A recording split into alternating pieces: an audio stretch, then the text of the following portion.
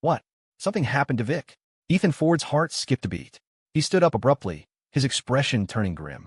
Victor, the Reaper, Vane was a heavyweight in Chicago's underworld. A local snake no one dared to provoke. Could it be the Thunder Bay crew? It was very likely. Last time, the Thunder Bay crew had stormed one of Victor's venues and started a brawl that left Camel in the hospital, where he was still recovering. That group was lawless, ruthless, and incredibly difficult to deal with. Yes, Mr. Ford. Boss Vane can't come to the phone right now, but he asked me to give you a heads up. He wants you to be careful these next few days. Big Ed's deep voice resonated from the other end of the line. Ethan glanced at Grace Miller and her father, George. Both looked at him with confusion and concern. Ethan walked to the side and lowered his voice. All right, I got it. Where's Vic now? The same hospital as last time? Is it serious? Yes, sir. Both arms are injured, Big Ed replied. Ethan forced himself to sound calm. Send me the location. I'll come over to visit in a bit. After hanging up, Ethan returned to his seat and poured George another glass of wine. What's wrong? You don't look so good. Did something happen? George asked, concerned. It's nothing, Uncle George. Just a friend of mine ran into some trouble and needs me. I might have to head out for a bit. I'm really sorry about this, Ethan said, scratching his head apologetically. It's fine, I understand. When you're out in the world, you have to rely on friends. If it's urgent, go handle it, George said with a smile. Thanks, Uncle George. Let me toast you one last time. We'll drink properly when I have more free time. Ethan raised his glass. They clinked glasses, and Ethan stood up to let Lily know not to bother cooking more dishes. Before he left, Grace helped him on with his coat, her eyes filled with worry. Ethan, is everything really okay? Although she was usually carefree, she was very attentive to Ethan's subtle expressions. Seeing his grim look earlier, she sensed something bad had happened. Ethan was acting calm to reassure them, but she knew it wasn't a small matter. Hearing that he had to rush out late at night only made her worry more. Ethan buttoned his coat, turned back to pat her head, and smiled. Dummy, don't worry. It's nothing major. I'll just go take a look and come right back. I'll wait for you to come back. If you don't come back, I won't sleep. Grace pouted, her voice so sweet it could melt bones. All right. Wait for me. Ethan smiled and turned to leave. Ethan, wait, Grace called out suddenly. What is it? Ethan turned back. Grace took a few steps forward, stood on her tiptoes, and kissed him on the cheek. She smiled sweetly. I'll be waiting. Ethan touched the warmth lingering on his cheek, feeling his heart swell. He nodded firmly and left. Inside, George and Lily watched the couple's farewell at the door, unable to suppress their knowing smiles. Those two kids are so sweet, Lily said happily. It's good. Maybe we'll get to hold a grandson sooner than we think. George laughed heartily. Late at night, Chicago Beacon Hill Hospital. It was a private hospital Victor had invested in. By the time Ethan arrived, it was deep into the night. As soon as he entered, he noticed Victor's men patrolling the halls. When he reached the intensive care unit, there were over a dozen guys guarding the corridor, including the burly Big Ed. Mr. Ford, you're here. Big Ed stepped forward to greet him. Yeah, is Vic in the ICU? Ethan asked, surprised. Yes. Boss said if you came, you should go straight in. This way, please. Big Ed bowed slightly. Led by Big Ed, Ethan walked into the ICU. The lights were bright inside. As soon as he entered, he saw Victor sitting up in bed, smoking a cigarette. Ethan paused. He can sit up and smoke? It doesn't look that serious. The heart that had been in his throat finally settled. Vic, are you okay? Ethan walked quickly to the bedside to inspect him. Victor's face was rosy, and he looked energetic. Only his arms were bandaged, but otherwise he seemed perfectly fine, full of life, even. I'm fine. What could happen to me? Ethan, I made you worry, didn't I? Victor grinned. Then why are you? Ethan asked in confusion, before a realization struck him like lightning. Vic, is this a show for someone else? For the Thunder Bay crew? Victor chuckled, swung his legs off the bed, and handed a cigarette from the table to Ethan. Ethan, you're sharp. This is exactly what we planned, isn't it? Ethan took the cigarette, a metaphorical dark cloud hanging over his head. I just didn't expect you to use yourself as the bait. What if something went wrong? Victor shrugged nonchalantly. You can't catch the wolf if you won't risk the child. Now, they definitely think I was critically injured today. They'll make a big move. If we don't draw them out, we'll be stuck on the defensive. Only when they stick their heads out, especially Ray Young, the leader of the Thunder Bay crew, will we have a chance to grab them. Ethan's mouth twitched. It was the plan they had discussed, but he hadn't anticipated Victor would play the victim so convincingly. Thankfully, it seemed like he wasn't really hurt. If something had actually happened to Victor, his subordinates would have been hard to control. Vic, I know, but this is too dangerous. Ethan lit his cigarette and shook his head, disapproving of the risk. Victor blew out a smoke ring and chuckled lightly. If the stakes aren't high, that old fox won't show himself. Don't worry, I'm fine. My men are watching them, just waiting for them to move.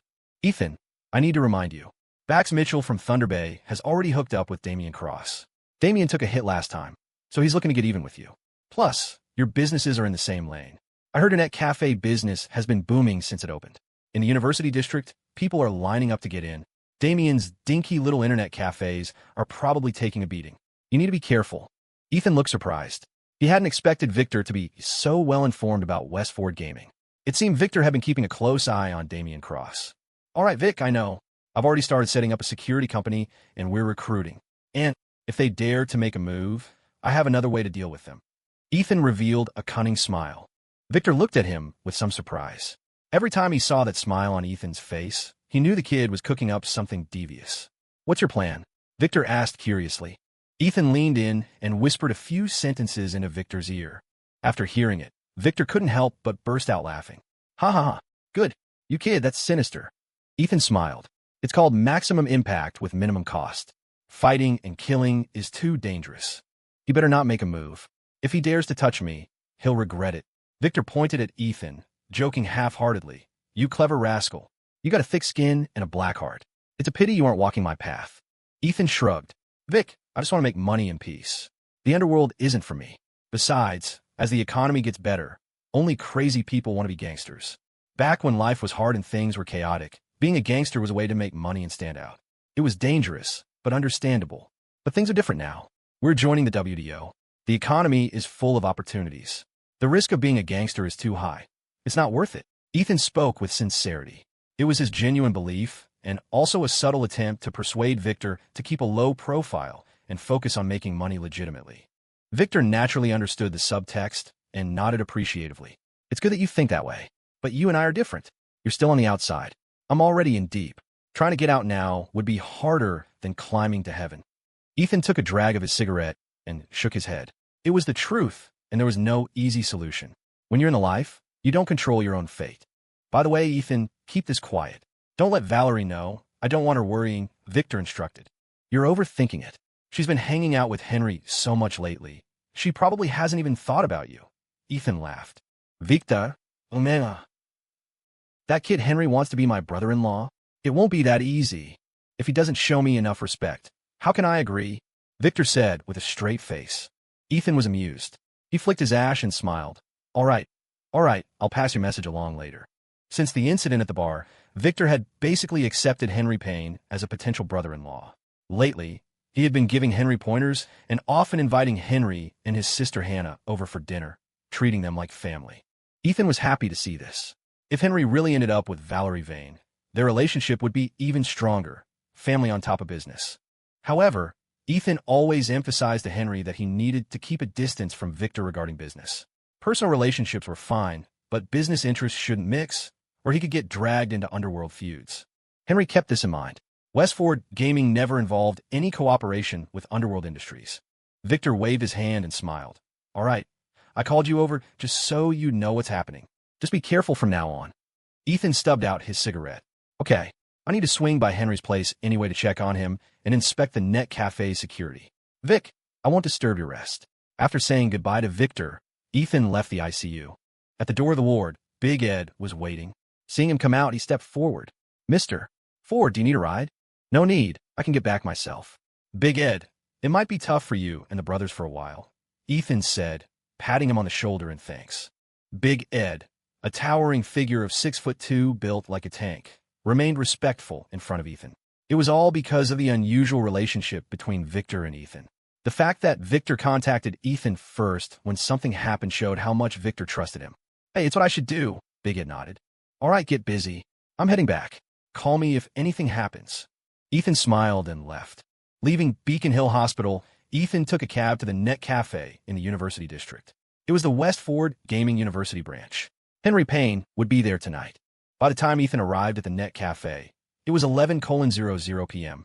The cafe was inside a commercial plaza, and there was still a crowd of people sitting at the entrance waiting for machines. It looked like another full house. At the entrance, Two servers were busy pouring tea and water for customers, occasionally handing out peanuts and sunflower seeds, ensuring that customers felt the premium service even while waiting. Ethan walked into the store. A waitress recognized him and greeted him. "Mr. Ford, you're here. Good work. Is Mr. Payne in?" Ethan asked with a smile. "Yes, Mr. Payne is still busy in the office," the waitress replied respectfully. "Okay, I'll go find him myself." Ethan nodded.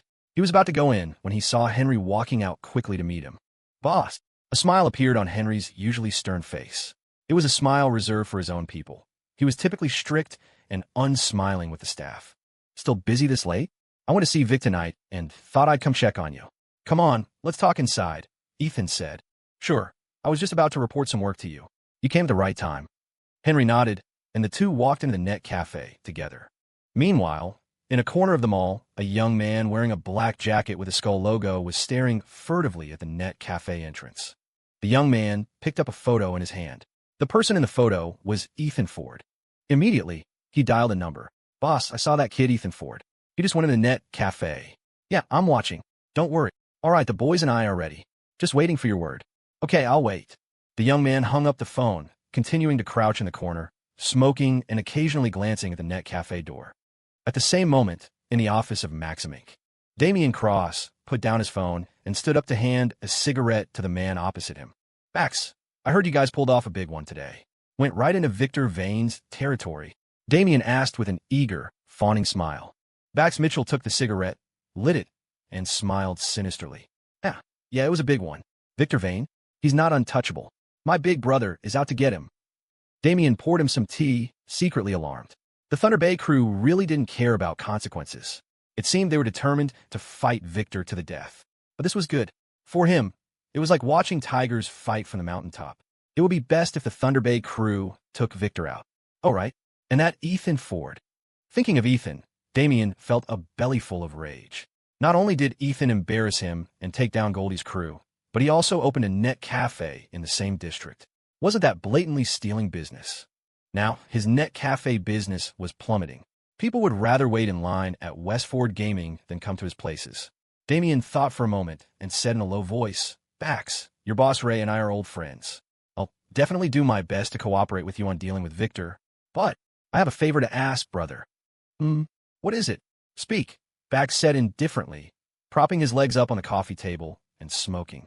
Damian blew out a smoke ring, a vicious look appearing on his face. "I want you to help me take care of someone." Late night, Westford Gaming office. Henry handed the monthly report to Ethan and smiled lightly. "Boss, take a look. The revenue for Westford Gaming is a bit above expectations. The machines are full every day. There's almost no downtime. Aside from our own operations, a big reason is that a new game, Counter-Strike, has officially caught on here. Half the people in the cafe are playing it right now. And per your instructions, we've started organizing in-house tournaments. A lot of customers are coming just for that. It's making our user stickiness and appeal way higher than other cafes." Ethan wasn't surprised at all. He said calmly, "CS. It has that charm." Ethan remembered sneaking over the wall with his roommates in the middle of the night just to play Counter-Strike. At this time, the official version of CS only supported LAN play in most cafes because the dedicated lines in small joints were terrible. Lag City. But Westford Gaming used the best, highest capacity dedicated lines in Chicago. 200 machines in a single store could play online smoothly. That experience alone was leagues ahead of the average Net Cafe. He flipped through Henry's report, looking at the revenue figures, and was somewhat surprised. Single store monthly revenue is $121,000? Not bad. This result really does exceed expectations. His original projection was that if they hit 70% of full capacity revenue, around $70,000, it would be a success. Now, a single store doing over $120,000 a month was significantly above target. Henry replied, "Boss, the reason we could exceed revenue is mainly because your membership system worked. A lot of this month's revenue came from customers topping up their memberships. Just this one store has over 5,000 members now, mostly students from nearby schools. Our profit per machine hour has reached $8, and food and drinks provided a significant chunk of the revenue too." Ethan nodded with satisfaction. "Henry, you are a perfect executor. I always feel at ease with you handling things. The 3 cafes combined have exceeded expectations. You're getting a big bonus this year, huh?" Henry chuckled and scratched his head. "I just want to do my best and not let you down." is what I should do. Ethan finished reading the file. The three cafes had roughly similar performance, each bringing in around $120,000 a month.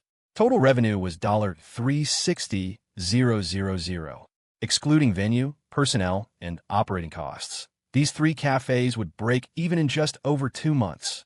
He planned to repay the loan to the City Development Bank once the cafes broke even, and then apply for a $20 million credit line to expand the net cafe business to New York, Los Angeles, and Houston, laying out a network in the super-tier cities to build an influential chain. In this golden age of internet cafes, opening a store was basically printing money. It was a cash cow. Later, coupled with the launch of a game similar to The Legend of Mir 2, they could drive a wave of internet usage across the country.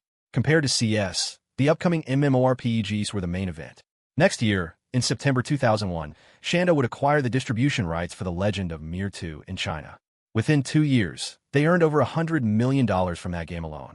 Dollars, not RMB.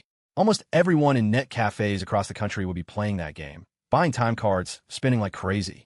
It became a generational memory. That showed just how popular it was. If Westford Gaming could develop a similar MMORPG one step ahead and seize the market, the company's market cap could exceed $1 billion within 2 years. Ethan thought for a moment and said seriously, "Henry, first, take the operating model from these three cafes and standardize it. Refine the management system and document the experience. Soon, you'll need to replicate this model in other cities and open up new markets. Second, use every university channel you can to dig up game development talent. Spend heavy if you have to. Poach talent from home and abroad. Get the Westford Gaming Development Team assembled as soon as possible and complete the game planning and development according to the roadmap. Third, the organization processes and systems for Westford's esports tournaments need to be finalized. Our tournaments need to be impressive. It's a clever way to raise brand awareness. Strive to host the most influential domestic esports tournament within the next year. There's a lot to do. The burden on your shoulders isn't light." Feeling the weight of Ethan's trust, Henry said solemnly, "Boss, I understand. Don't worry. I'll realize our plan step by step, grounded in reality." Ethan smiled, stood up, and handed him a cigarette. "Good. But the work is never-ending. Don't kill yourself over it. You need to have fun, too. Work-life balance. If you're busy all day, Valerie's going to come after me."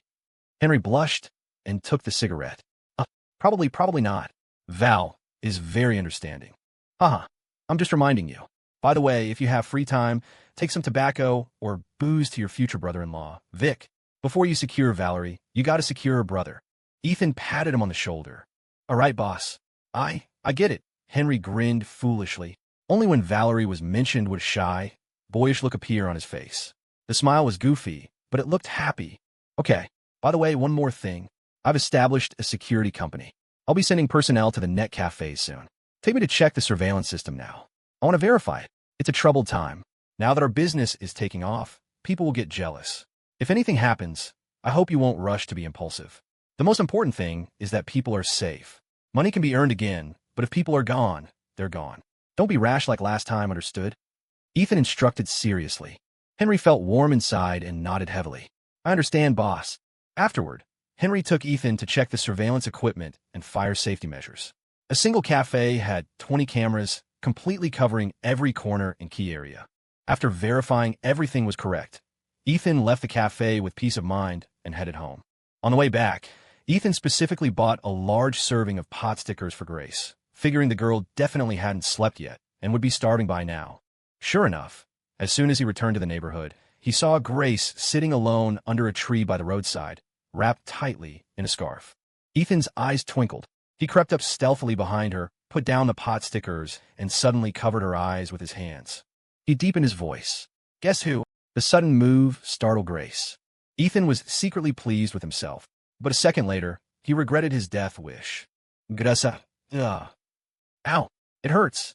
Grace, it's me." Grace stared at Ethan, who was sprawled on the ground, and her eyes widened. "Holy crap, it's you jerk.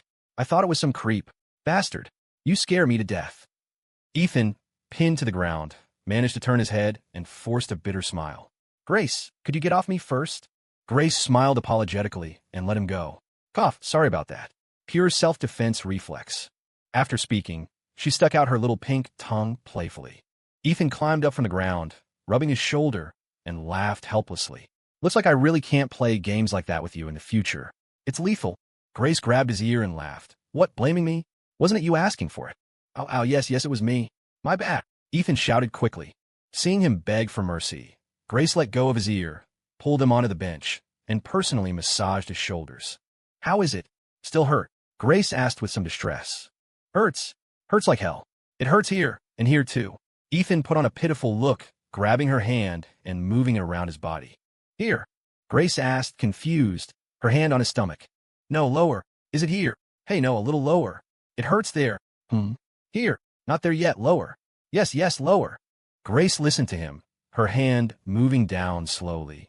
Suddenly, her hand froze, and her cheeks turned as red as an apple. Ethan, Ford. Her hand retracted as if shocked by electricity, and she glared at him fiercely. Huh? What? Why did you stop? Ethan pretended to be innocent, looking at her with wide, naive eyes. Grace's face was flushed with embarrassment and annoyance. She cracked her knuckles and gritted her teeth. Dear Mr. Ford, you're being very naughty. Seeing his plot exposed, Ethan quickly dodged to the side and raised his hand. Grace Miller, I'm warning you. A gentleman uses his words, not his fists. Grace rubbed her small fist, making a cracking sound, and threatened. Is that so? Unfortunately, I'm not a gentleman. Ethan put on a serious face. Look, we need to be civilized, set a new trend, be good citizens. I still suggest you use your mouth. Using your mouth is comfortable for you, and for me. Comfortable. Grace paused. It sounded weird, but she couldn't pinpoint exactly why. What is this jerk saying? This tone? Why does it feel a bit perverted? But she didn't intend to let him off that easily. Dear Mr. Ford, are you going to come over and die yourself, or should I catch you and then finish you off? Grace bared her teeth, ready to strike. Ethan raised both hands and shouted hurriedly. Stop. Grace, I brought you good food. Good food? Where? Hearing about food, Grace turned into a greedy cat instantly. Grumble. Her stomach reacted immediately. She really was hungry. Ethan picked up the takeout box of pot stickers and waved it in front of her eyes, smiling. Your favorite pork pot stickers. I want it. Give it to me, Grace shouted in surprise and reached out to grab it. But Ethan dodged and smiled. Hey, kiss me first. Kiss me, and I'll give it to you. Saying that, he leaned his cheek forward, waiting for Grace's kiss. But the next moment, a sharp pain shot from the soft flesh at his waist. Ow! Half a minute later, Grace sat under the tree, happily enjoying the pork pot stickers, while Ethan watched pitifully from the side. Seeing her eat so deliciously, he felt a bit hungry too. Grace, is it good? What flavor is it? Ethan pretended to ask curiously. Very fresh, very fragrant, very delicious. Grace glanced at him and answered, but seemed to have absolutely no intention of sharing. Cough, is that right? Actually, I don't really want to eat it. Really just asking. Ethan laughed dryly. Grace snickered inwardly, but pretended to realize something. Oh, I wanted to give you a taste, but since you don't want any, forget it. Don't. Give me a bite. Ethan, thick-skinned as ever, leaned his mouth over, opening wide like a baby sea lion waiting to be fed. Seeing his funny look, Grace burst out laughing. Okay, here. She scooped up a pot sticker, blew on it carefully to make sure Ethan wouldn't get burned. Once it wasn't too hot, she fed it into his mouth. How is it? Good, right? Grace asked with a smile. Ethan nodded and said seriously, delicious. It tastes even better because you fed me. Grace rolled her pretty eyes at him. Save it. Always so smooth-tongued. Although she said that, she scooped up another one, blew on it, and continued to feed him. You eat too. Don't let me finish it all, Ethan said dotingly. One for you, one for me. No fighting. Grace, since we were kids, have I ever won a fight against you? You overestimate me. True. You're very self-aware, you jerk. Is that a compliment? Of course. What else? By the way, Ethan, why are you back so late? I missed you. Deep in the night, under the dim streetlights, the two sat under the tree, sharing pot stickers bite by bite, whispering sweet nothings. Everything was so quiet and peaceful. Ethan leaned closely against her. Only by her side did he feel true peace and relaxation, like a merchant ship returning to a comfortable harbor after braving the wind and waves for so long. Here, there were no business ups and downs, no intrigues, no deception. The nerves in his brain were no longer taut. He relaxed completely. In this moment, he realized that sometimes he really depended on her gentleness, her cuteness, her presence. Only by her side could he find true peace and simple happiness. Grace. Ethan suddenly looked up at her. What's up? Grace asked, chewing on a pot sticker. In this life, you are not allowed to leave my side, Ethan said seriously. Grace paused. She suddenly felt that Ethan, in this moment, wasn't as strong and confident as usual. Okay. She nodded, her expression serious. But, Ethan, I finished the pot stickers. Are there any more? Ethan. An hour later, Ethan took her out of the neighborhood for a food run. Only after both their bellies were round did they return. When they got back to the door and were about to go to their respective homes, Grace pulled on her door handle. It was locked. She felt her pockets. No keys. What's wrong? Forgot your keys. Ethan turned back and asked. Grace nodded, her face falling. If I wake my parents up at this hour, I'll get lectured so hard. How about? They spoke in unison. Come to my place. Go to your place. Grace's pretty face turned red, and she pouted. You don't think too much. I'm just afraid of waking my parents. Ethan put on an act, smiling. Yeah, that's what I was thinking too. Really, I swear. Annoying, I don't believe you. Grace spat, but she still turned and ran over to hug his arm. Let's go, I'm a little sleepy. Ethan nodded seriously. Yes, I'm a little sleepy too. Grace shyly pinched the soft flesh at his waist and whispered, Tonight, don't even think about that. It's your house. If Uncle and Annie hear us, how awkward would that be? No problem, I swear. Ethan held up 4 fingers. But in his heart, he was thinking, the little white rabbit is entering the wolf's den. Would I let her go? Open the door quickly. Be careful not to wake your parents, Grace whispered. Ethan took out his key and opened the door. The two tiptoed into the house. It was pitch black inside. No lights were on. Very quiet. Ethan was about to turn on the light, but Grace grabbed his hand. Ethan, don't turn on the light. You'll wake Auntie. Grace lowered her voice, sounding a bit nervous. Ethan also lowered his voice. Little Grace, doing this. Why does it make me feel a little nervous and a little excited? In the darkness, Grace blushed and punched his chest lightly. Excited your big head. Ethan, Uncle and Annie are sleeping. You don't want to wake them up, right? Ethan paused. Why does that sound weird? Okay, no lights. Let's feel our way to the room. But be careful, don't kick the chair, Ethan reminded her. No problem. My night vision is great. People call me Super Owl. I definitely won't kick the chair, Grace said confidently. Hand in hand, they fumbled forward in the dark. They hadn't taken more than a few steps. Screech. A piercing sound of a chair dragging across the floor rang out. Oops, Grace gasped, quickly grabbing the chair in front of her. She tilted her ear to listen for movement from the inner room. Hearing no sound, implying Ethan's parents hadn't woken up, she breathed a sigh of relief. Oh, so this is the Super Owl, Ethan teased. Grace smiled awkwardly. Mistake, pure mistake. They finally managed to feel their way back to the room. Grace opened the door and immediately slipped inside. Once Ethan was in, she quickly closed the door. Few finally back in the room. She let out a genuine sigh of relief, smiling. Her heart really was feeling a sense of thrill. Ethan turned on the light. The light dispelled the darkness, revealing Grace's pretty face, pink cheeks, watery eyes, exuding a charming allure. After that night, Grace had transformed from a girl into a woman, shedding some of her innocence for a touch of maturity, making her even more captivating. Ethan, why are you staring at me? Grace blushed and glared at him. Because you're beautiful, Ethan said truthfully. Tisich, smooth talker, Grace said haughtily, but she was quite happy to be praised. Am I really that smooth? I don't know. Gotta test it to find out. Ethan grinned wickedly. Suddenly, he scooped her up and placed her on the bed, leaning over her. Ethan, what are you doing? Grace feigned reserve, pretending to struggle a couple of times, but her lips were already puckered, waiting to welcome him. Ethan, little Grace really is proactive. But, I like it. Grace squinted, tilting her head back, heart racing, but she felt like Ethan wasn't moving. What is this jerk waiting for? Is my signal not clear enough? Little Grace, here I come. Ethan chuckled low. Oh, don't you? What are you doing? Grace put on a shy look, but her arms had already wrapped around his neck. Ethan closed his eyes and slowly leaned in. Suddenly, Grace raised her hand to block his mouth. Ethan paused, asking in surprise, Grace, what's wrong? Grace blushed and whispered, I need to go to the bathroom. Drank a bit too much soda earlier. Ethan's mouth twitched. The small flame that had just sparked was instantly extinguished. Okay, go ahead. Grace scrambled up and tiptoed out the door. A moment later, she returned, her forehead hair slightly damp, as if she had washed her face. She lay back down on the bed, right in the same spot, and said seriously, Okay, I'm ready. Ethan, This. Why does it feel like we just unlocked some kind of interest or ability of Grace's? Okay, Grace, here I come, Ethan said with a straight face. They resumed their previous positions, as if the game had loaded a save file. Ethan closed his eyes and moved closer slowly. Grace suddenly spoke up. Wait, keep it down. Ethan's eyes widened. Shouldn't I be the one saying that to you? Grace's cheeks turned even redder. She pouted. Who's loud? You're the loudest. Grace Miller, are you questioning my ability? Ethan was furious. Watch how I handle you.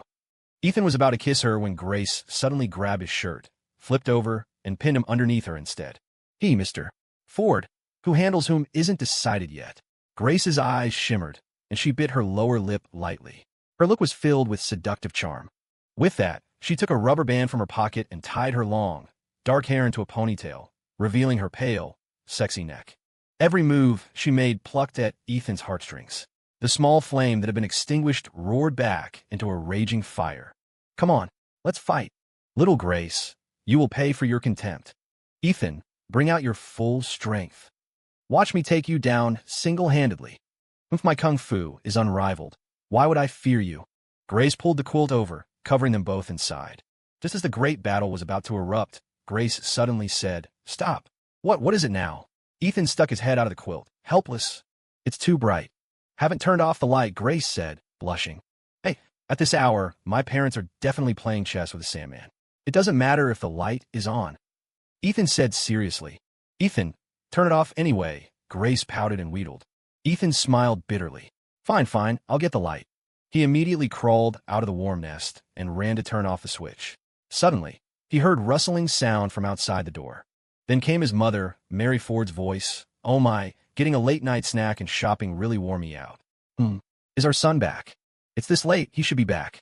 Look, the light is on in his room, Frank Ford said. Ethan froze. Holy crap, Mom and Dad weren't asleep at home. They just got back now. Grace heard the voices too. She bolted upright, looking at Ethan in shock. Crap, Ethan, it sounds like Uncle and Annie are back. I thought they were asleep. Grace whispered, sitting frozen on the bed, her face tense. Seeing her like this, Ethan couldn't help but tease. I'm not scared. What are you scared of? My parents are very open-minded, Grace's face turned beet red. She spat. You think everyone has skin as thick as yours? Missile-proof, thick skin. So what do you want to do? Ethan spread his hands. Grace shushed him. Lights off, sleep. All right, whatever you say. Ethan grinned wickedly, turned off the light, and crawled back into bed. At that moment, footsteps approached the door. Son, are you asleep? I brought back some spicy wings. Do you want some? Mary knocked on the door and asked softly. MH. Mom, I'm sleepy. I want to eat. You guys have it, Ethan replied. Outside the door, Mary tilted her head in confusion. Usually, if Ethan heard there was good food, he'd be up in a flash. Why was he so well-behaved today? Whatever, maybe he really is tired. She shook her head and walked to the living room, seeing Frank drinking water. Son isn't eating. Put the stuff in the fridge. Save it for him tomorrow, and keep some for Grace, too. All right. You love those two the most. Don't even care about your husband. Frank laughed helplessly. I walked around with you for so long tonight. Isn't that treating you well? Mary rolled her eyes at him. Frank, is shopping with a woman supposed to be my hobby? I was free labor. Okay. He could only grumble inwardly, daring not to retort. He looked at the bags upon bags on the sofa. Pots, pans, household items. He had been carrying these things all night. Okay. I'll clean up and go rest. You're tired. I'm more tired. Frank shook his head, put the takeout in the fridge, then went back to the room and collapsed onto the bed. Mary came in with a fresh towel and suddenly asked, I heard Ethan went to the factory and persuaded the people to go back. Is that matter finished? Frank sighed. Hard to say. Our family is doing well now, so it doesn't matter much to us.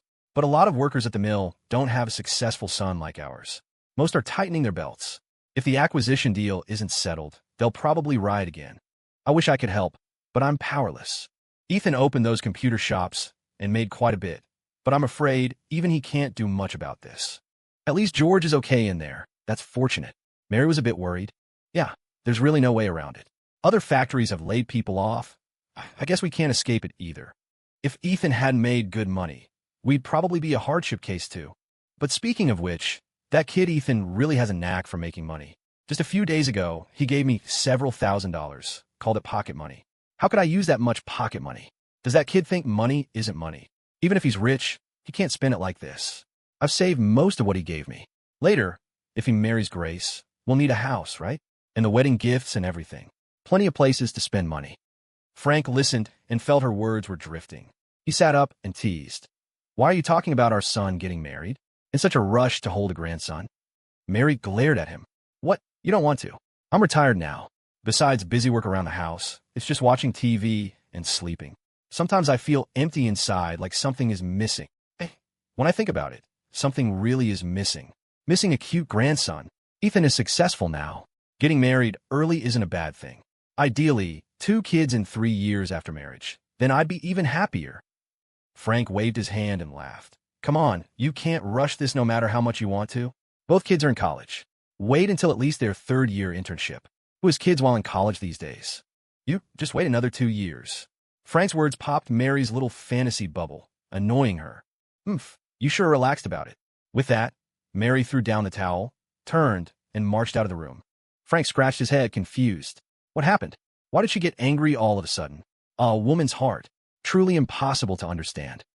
Inside Ethan's room, Grace was huddled under the quilt, just a small head poking out, motionless as a statue, as if afraid of making even the slightest noise.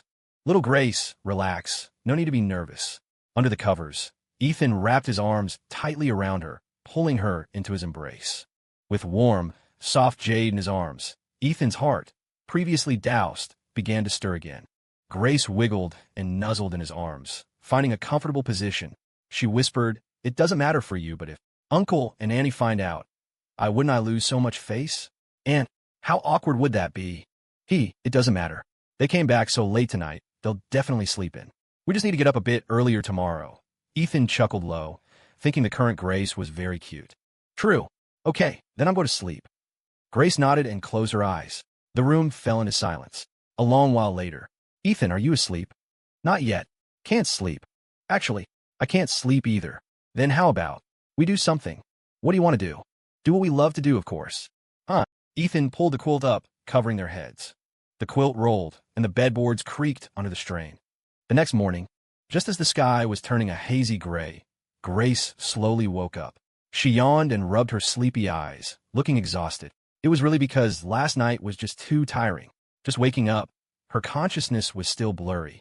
She felt parched and wanted to go out for a glass of water. Listlessly, she got out of bed, put on Ethan's pajamas, threw a jacket over herself for warmth, stepped into Ethan's slippers, and opened the door. "I'm so sleepy." Grace yawned and rubbed her eyes as she walked to the coffee table in the living room, poured a glass of water, and drank. Just after taking a sip, she felt someone watching her. She turned her head and saw Mary standing there, holding a laundry pole frozen in place. "Morning, Auntie." Grace's head was heavy. Seeing Mary, she greeted her subconsciously. Mary's eyes went round with shock. Grace, morning. You. I'm so sleepy. Auntie, I'm going back to sleep." Grace yawned again, muttered a reply with her head drooping, and planned to go back to the room. But she had just turned and taken 2 steps, her leg midair for the 3rd, when suddenly her whole body froze. She turned completely to stone. She slowly turned her head and saw Mary. Their eyes met. In Mary's eyes, she saw a strange yet excited look. Dong! Grace was stunned, her mind blank.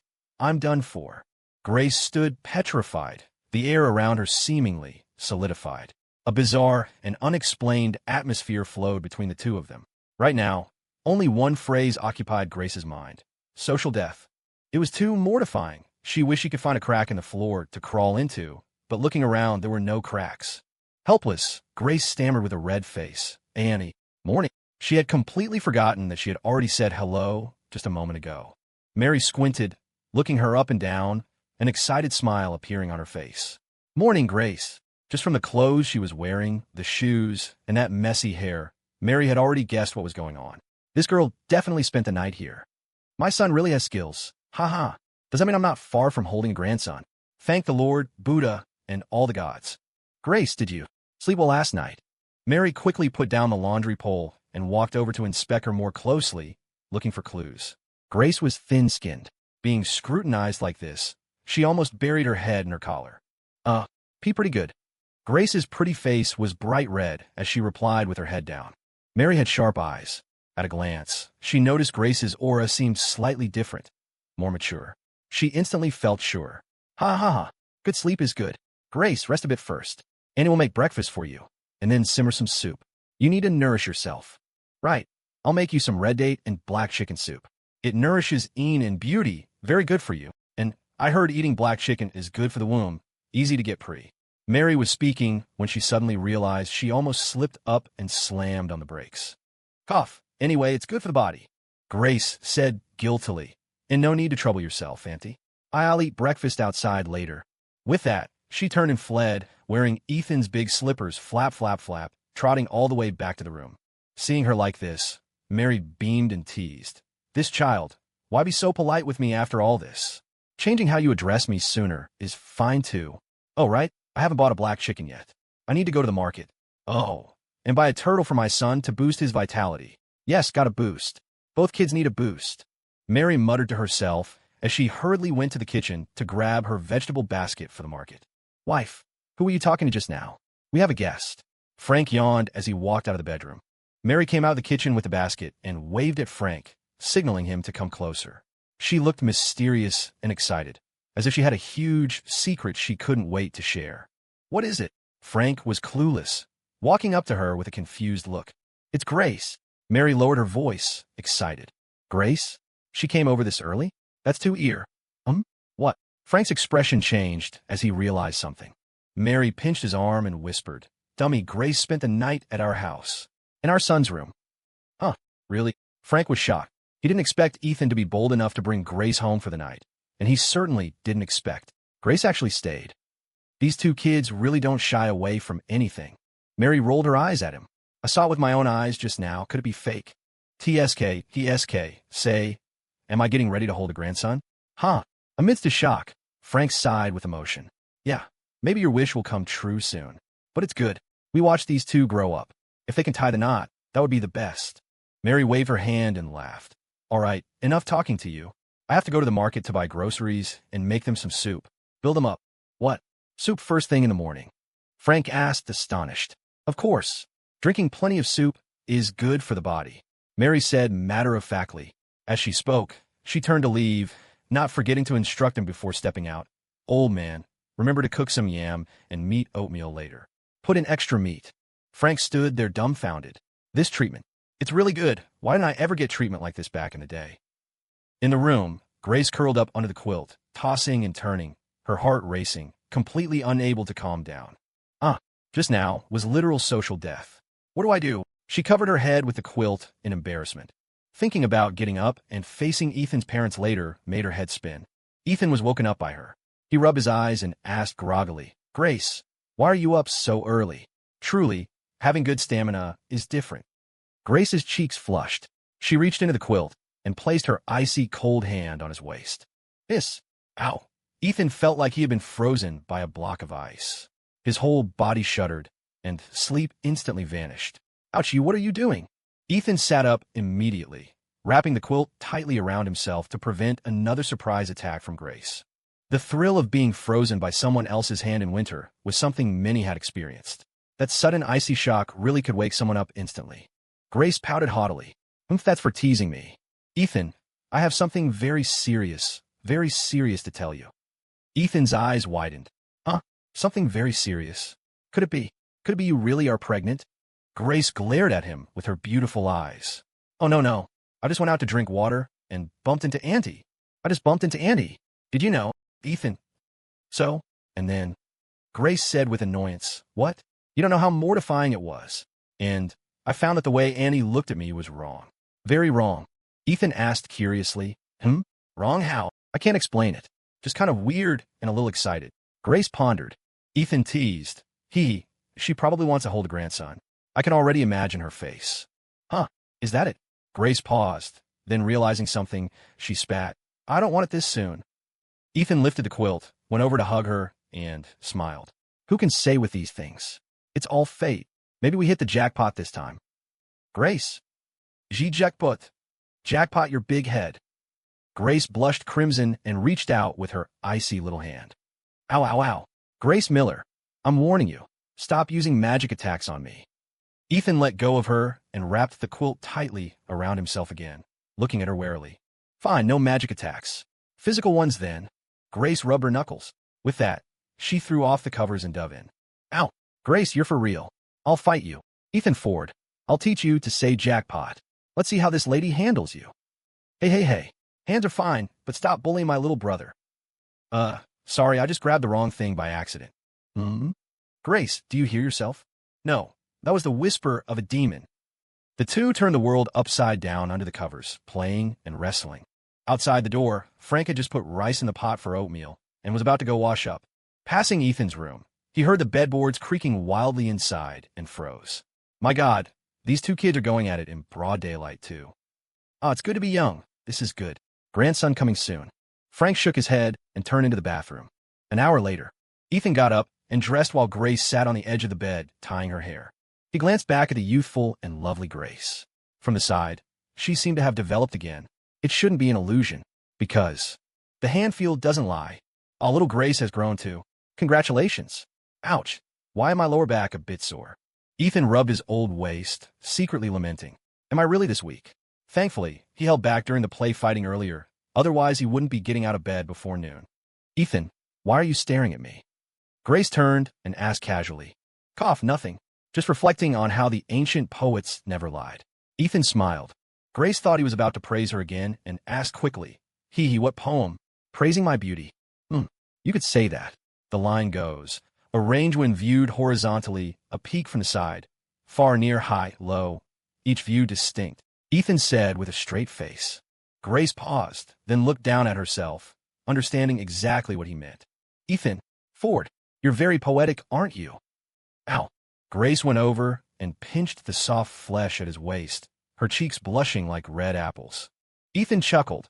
He just loved seeing her like this. Although Grace was bold, she was thin-skinned.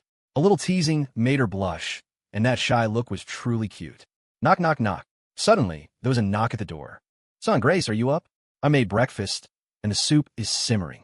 Come eat breakfast, and then have soup. Mary's voice came from outside. Ethan smiled and replied, We're up, Mom. We'll be out in a sec. He felt zero psychological pressure. They were adults. Bringing a girlfriend home for the night was normal, right? But he understood that for a girl, there was still some pressure, and it was definitely embarrassing. He turned back, held Grace's hand, and comforted her. Grace, thicken up that skin. As long as you aren't awkward, the awkward ones are everyone else. Grace. Annoying, is that how you comfort people? Same meaning basically. Ethan said brazenly. Let's go. No matter what, the ugly daughter-in-law has to meet the in-laws. Grace rolled her eyes at him. Ethan, you're the ugly daughter-in-law. Despite saying that, she let Ethan hold her hand as they went out. Hand in hand, they came to the living room and saw Frank watching TV on the sofa. Dad, morning. Morning, Uncle. Grace hid behind Ethan like a little wife, greeting him timidly. Seeing them, Frank said kindly, You're up. Are you hungry? Your mom made breakfast. Go eat plenty. You bet. But we'll go wash up first, Ethan said naturally, not feeling embarrassed at all. Mary came out of the kitchen, wearing an apron and beaming. Grace, go wash up quickly. I made the sweet and sour ribs you like. Thanks, Annie. Grace was delighted to hear about good food. Ethan smacked his lips and asked, Mom, what about mine? Did you make the rice noodle rolls I like? Oh, I forgot to buy them. If you want them, go buy them yourself. Mary said bluntly. Ethan. Hey, Mom, don't double standard like this. Truly, once there's a daughter-in-law, the son is forgotten. Ethan sheepishly took Grace to wash up. After washing, they sat at the dining table. Seeing Mary busy in the kitchen, Grace asked obediently, Auntie, do you need help? Grace is so good. No need, you just sit. I'm done cooking. Mary turned around and gave her an extremely benevolent smile. That intimacy gave Ethan goosebumps. Cough, Mom. I'll have some oatmeal first. Where is it? Ethan rubbed his flat belly. Mary brought out a big bowl of yam and meat oatmeal, placed it in front of Grace, then turned and glared at Ethan. The oatmeal is in the kitchen. Where else would it be? On my head. After snapping at Ethan, Mary turned back to Grace with a kind smile. Hey, Grace, eat up. I'll get you more when you're done. Come on, eat while it's hot. Thanks, Annie, this is plenty for me. Grace said politely. Oh, how can that be enough? Eat more to gain some weight. Look at you, you've gotten thinner. Eat more? Who knows? Maybe you're eating for two. Mary said with a face full of smiles. Huh? Eating for two? Grace froze. Mary realized she misspoke and quickly said, No, nothing. Grace, eat quickly. I'll bring out the ribs. Ethan watched Mary bring out dishes from the kitchen one by one. 5 dishes in total. It was richer than dinner, like a festival feast, and all of them were Grace's favorites. Ethan smiled bitterly. Mom, no need for this. It's not a holiday today. And why are they all Grace's favorites? Where's mine? Mary brought out the herbal black chicken soup, rolled her eyes at him, and said with disdain, all right, I'll make yours another day. Ethan didn't know whether to laugh or cry. Mom, am I your biological son? Frank walked over and whispered to him, Son, just be glad there's food. Don't fuss. The family sat down. Mary kept putting food into Grace's empty bowl. Come, Grace, eat more meat. Grace, have some black chicken too, it's nourishing. Grace, try this lettuce, is it tender? In no time, Ethan watched the empty bowl pile up into a small mountain. He was stunned. Growing up, he never got this treatment. Feeling Mary's care, Grace felt warm inside and said sweetly, Thanks, Auntie. This is enough for me. Mary grinned from ear to ear, dotingly saying, We're all family. No need for thanks. Grace, whatever you like to eat in the future, just tell Annie, and Annie will make it for you. Okay. Grace nodded and shoveled oatmeal into her mouth. Suddenly, Grace covered her mouth, looking like she wanted to vomit. Seeing this, Mary was surprised and delighted. She shot up. Grace, are you okay? Immediately, she turned to look at Frank and asked excitedly, Old man, what year is it next year? What's the zodiac sign? A zodiac? I don't know. Frank looked bewildered, not knowing why Mary would suddenly ask about next year's zodiac. He wasn't a fortune teller. Who remembers that? You don't know? Asking you is useless. Mary grumbled, then turned to Grace with concern. Grace, how are you? Is it serious? Do you want to go to the hospital? Should we go for a checkup? What if it's twins? Ethan nearly sprayed his soup. Mom, what twins? Where's your mind going? Mary knew she let slip her thoughts and laughed dryly. I was just saying. Grace coughed dryly, blushing. Auntie, you might be overthinking it. I just ate too fast and choked on the oatmeal. Is that so? Mary paused, her tone carrying a hint of regret. Frank laughed helplessly.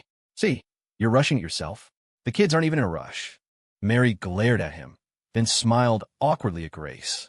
Grace, eat slowly then. No ruse, eat slowly. Grace nodded obediently, face red, silently eating her oatmeal. This meal was delicious, but also a bit of an ordeal. She felt Mary's gaze drifting toward her stomach every now and then, which gave her some pressure. Finishing breakfast quickly, Grace dragged Ethan out to leave. Downstairs, Grace burped and pouted. Ethan, is Annie hoping I'm pregnant? What do you think? It's pretty obvious, Ethan laughed. Oh my, urging for babies already?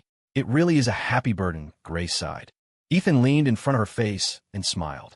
So, that means you really want to? Then I'll work harder. Annoying you're the one who wants to. Grace's little fists rained down on his chest. Ethan hugged her and teased.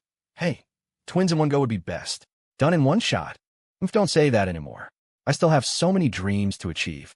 If I get pregnant, what will I do? Grace tilted her head up stubbornly. That's easy. I'll help you achieve them all ahead of schedule. Won't that work? Ethan said. Grace felt sweet inside. She glanced at him and smiled. Here, you said it. Of course. Ethan patted her head dotingly. Count yourself sensible. All right, let's go to school. Gotta step up rehearsals. Grace spun around, smiling like a happy butterfly. Then she linked arms with Ethan, and they walked side by side, chatting and laughing, their laughter echoing in the neighborhood. Days passed in a calm and happy life. In the blink of an eye, half a month went by. Approaching finals, the Illinois Tech campus was much quieter. Most people were either in the library or in their dorms studying, nervously preparing for exams. Ethan didn't have these worries. He was currently in his dorm, sitting in front of his computer browsing company emails. The textbook knowledge was simple for him. The main courses for computer science were just programming, which he knew inside out, so he didn't review much. His free time was mostly spent handling group company work. Boss, your lunch delivery is here. Please sign. Sam Tucker appeared at the dorm door, holding a lunchbox, grinning. Thanks, Sam. Ethan looked up and smiled. Sam put the lunchbox on his desk and leaned his head over, asking curiously, What are you working on, boss? Nothing much, just reviewing the annual reports from the group's subsidiaries. Ethan kept his eyes on the screen. Suddenly, he turned to Sam. By the way, Sam, how are the local warehouse and logistics plans coming along? Finals are coming up. You can put the work aside for now and finish it after exams. He was worried Sam would neglect his exams for work. Failing a class wouldn't look good when he went home for the holidays, and he was also worried Sam was getting too tired. Boss, I've finished the preliminary plan. I'll send it to you in a bit. Heh, don't worry about me. I'll definitely pass the exams, and I won't drop the ball on work. Sam scratched his head and chuckled honestly. Ethan saw the dark circles under his eyes. The guy clearly hadn't slept much in days. He was a workaholic, risking his life for the job. I'll look at it in a couple of days. Your task right now is to rest well and review for your classes. Ethan laughed helplessly. Okay. Sam felt warm inside and nodded. The reason he worked so hard was mainly out of gratitude to Ethan for giving him this precious opportunity. He didn't want to miss it, and he wanted to repay Ethan's mentorship. Westford Group was investing in building local warehouses in Chicago and a self-built logistics system in first-tier cities. This was a massive project. Being able to participate in such a large engineering project was an invaluable experience for him. His plan would be referenced along with other group company plans. Once a final plan was determined, if it used the operational model he designed, he could continue to be involved. For this job, he hadn't hesitated to pester logistics professors and read countless related books to enrich his knowledge base. He was going all out. He didn't want to leave any regrets. Boss, you eat. I'm going to study. Sam grinned and went back to his seat to review. Yeah, go ahead. Ethan smiled, opened the lunchbox, and ate. Not much food.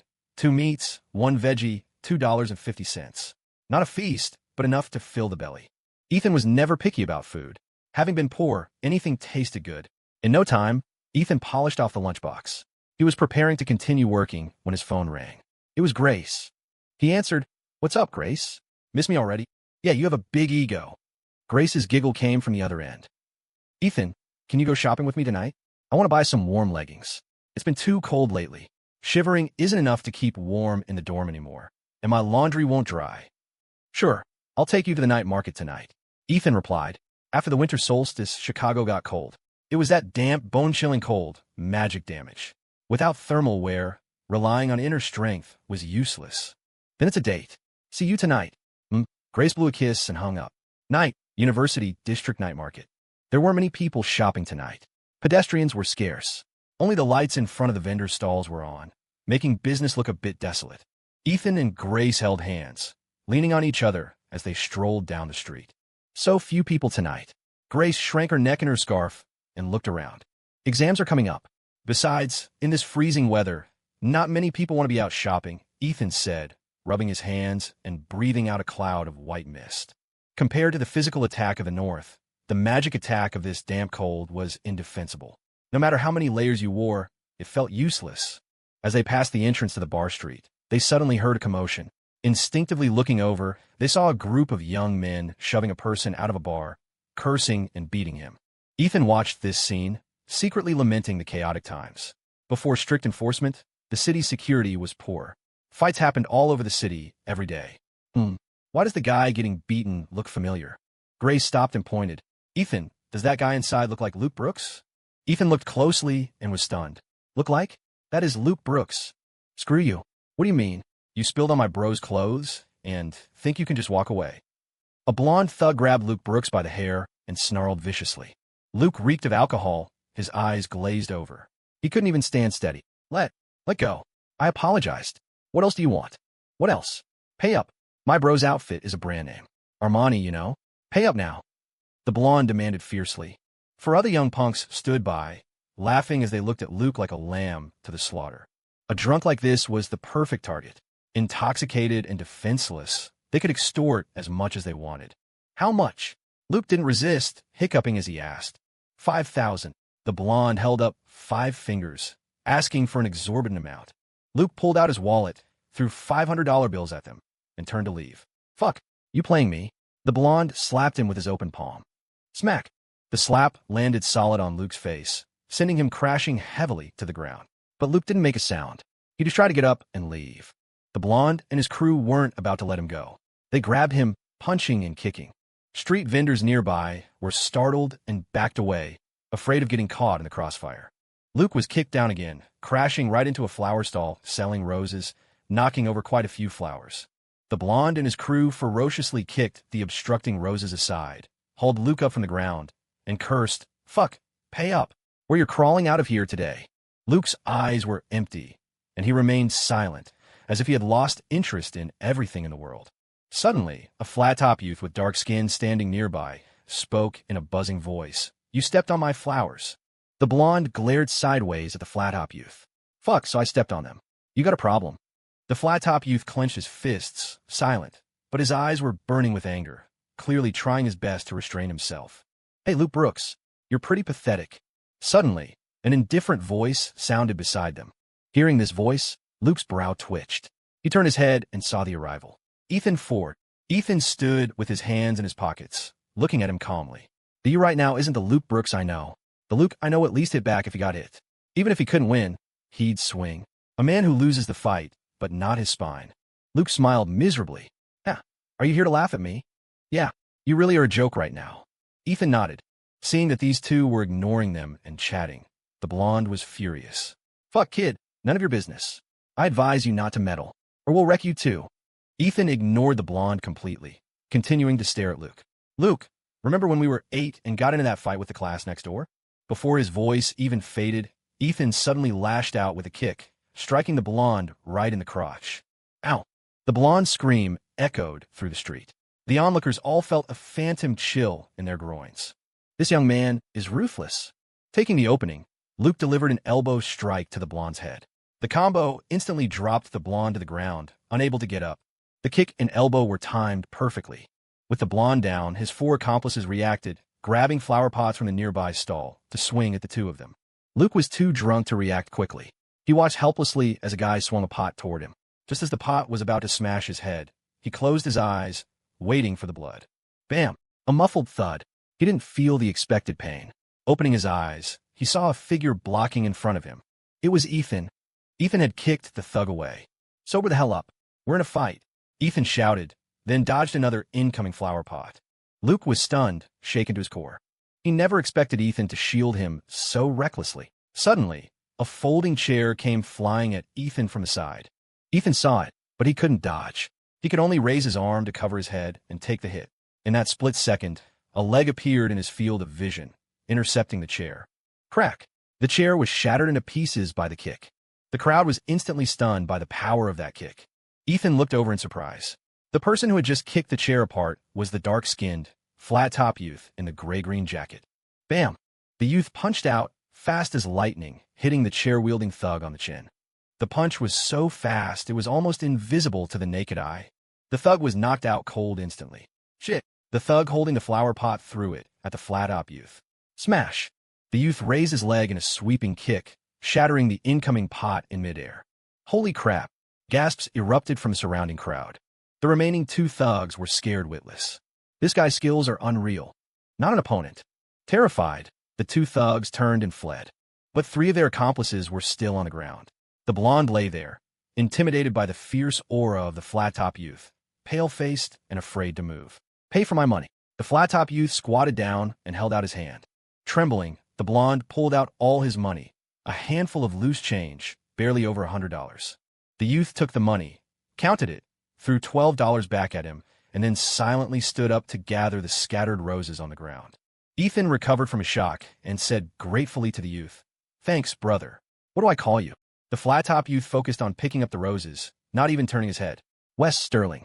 Wyatt Steele picked up the remaining dozen intact roses from the ground and wrapped them in the tarp he used for his street stall, preparing to leave. Hold on. Ethan called out suddenly. Wyatt turned, looking at Ethan with confusion. Something wrong? Ethan pulled a business card from his pocket and handed it over with both hands. I owe you one for today. If you ever need anything, give me a call. I am Ethan Fort. This is my card. Wyatt looked at the card, hesitation visible on his face. He didn't know if he should take it. He wasn't the type who expected rewards for doing the right thing. Ethan read his mind and smiled. Just consider it making a friend. Seeing the sincerity in Ethan's expression, Wyatt took the card, stuffed it into his pocket without looking at it, and turned to leave. Ethan chuckled, shaking his head. The guy had a strange personality, socially awkward and straight-shooting. But there was nothing wrong with that. It was certainly better than dealing with 2-faced hypocrites. The man had incredible skills, and his bearing suggested a military background. How did someone like that end up selling flowers on the street? Watching Wyatt's retreating figure, Ethan definitely felt the urge to recruit him. He would be a talent for the security company, but with someone of that temperament, you couldn't rush things. They had walls up against everything and wouldn't trust others easily. You jerk, are you okay? Grace Miller ran over with 2 police officers, her face full of worry. Ethan had deliberately sent her away to get the police to keep her out of the fray. Once a fight started, anything could happen, and he didn't want her in danger. Don't worry, I'm fine. You know average punks can't touch me, Ethan said, feigning ease. In reality, if Wyatt hadn't stepped in, he would have been walking away with a few bruises at the very least. Oh, save it. Like I don't know exactly what you're capable of. Next time, you are not allowed to trick me into leaving. In a fight, I'm worth 3 of you. Grace glared at him, puffing out her cheeks. All right. Next time I'll let you handle it. Okay? Ethan laughed helplessly. The 2 officers questioned him briefly, then took the 3 thugs away, asking Ethan and Luke Brooks to come to the station to give statements. By the time they finished the paperwork and left the precinct, it was already 11:00 p.m. Luke Brooks had sobered up considerably. Walking out of the station doors, he whispered to Ethan, "Thanks." He knew that, without Ethan today, he probably would have been beaten into a hospital bed. "You should thank me." "I accept." Ethan smiled faintly. Why? Why help me?" Luke looked up at him, confusion in his eyes. "I'm the main character, and he's my rival. Why would he save me?" "Because you're Lawrence Brooks's son. We grew up together. We used to be friends." "Is that reason enough?" Ethan shrugged. Luke was shaken. He hadn't expected Ethan to remember their childhood friendship. Grace walked over and smacked the back of his head. "Luke Brooks, wake up. You walk around like a zombie all day, and now you're getting drunk? Impressive. Watch it, or I'll tell your dad." Luke shrank back, covering his head, not daring to resist. He had never dared to hit back when Grace bullied him growing up. He pleaded, Please don't tell my dad. He'll kill me." Grace glared at him sternly. "If you don't want to tell him, then focus on your studies and stop messing around. If you fail your classes, you're going to have a miserable Christmas break." Luke looked like he wanted to cry. Okay, I get it. Just don't tell my dad." Ethan shook his head. "When would this guy grow up?" "Luke, this is the last time. Next time, I'm letting Uncle Lawrence come pick you up." Fine. Stop lecturing me, you two. Give me some face. I'm a chosen one, remember?" Luke grumbled, unconvinced. Grace immediately flicked his forehead. "Ow, Grace, why'd you hit me again?" "Chosen one? Chosen for what? Have you seen yourself in a mirror lately?" Grace rolled her eyes at him. It's all because of you guys," he rubbed his head, muttering. The reason he was drinking was that he had completely despaired of pursuing Grace. Every time he thought about it, it hurt, and alcohol was the only anesthetic. Stop thinking about it. In this life, the next life, and the life after that, Grace is taken. By me, Ethan said, pulling Grace into a hug to show off. Luke felt like an arrow had pierced his heart. Pain, agony. But after the last incident, he had come to terms with it. Since Grace had chosen Ethan, that was a fact. He wasn't going to force a pursuit where he couldn't find happiness. Happiness couldn't be forced. He took a deep breath and said with utmost seriousness, "Ethan, since Grace chose you, I'll step back. But I hope you protect her and make her happy. If you treat her badly or make her cry, I won't let you off. I hope you take good care of her for me." "Ethan, is your main character syndrome flaring up again? What do you mean for you? You're just asking for a beating." Ethan was exasperated and amused. Grace laughed too, raising her leg as if to kick him. Luke quickly dodged, jumping far away. "Anyway, I've said my piece. Ethan, I owe you for today, but business is business. I mean what I say." Luke turned to Grace, looking earnest. "Grace, I'm leaving. You have to be happy, okay? If this guy bullies you, tell me. If he can't protect you, I'll spread my wings for you." Grace twitched her lip, speechless. "Wings? What are you, a birdman? Are you itching for a beating?" Seeing her check her fist, Luke scrambled further away. All right. I don't want to stand here eating dog food while you two flirt. I'm out." Afraid of getting hit, he turned and ran. Ethan watched his pathetic retreat and laughed helplessly.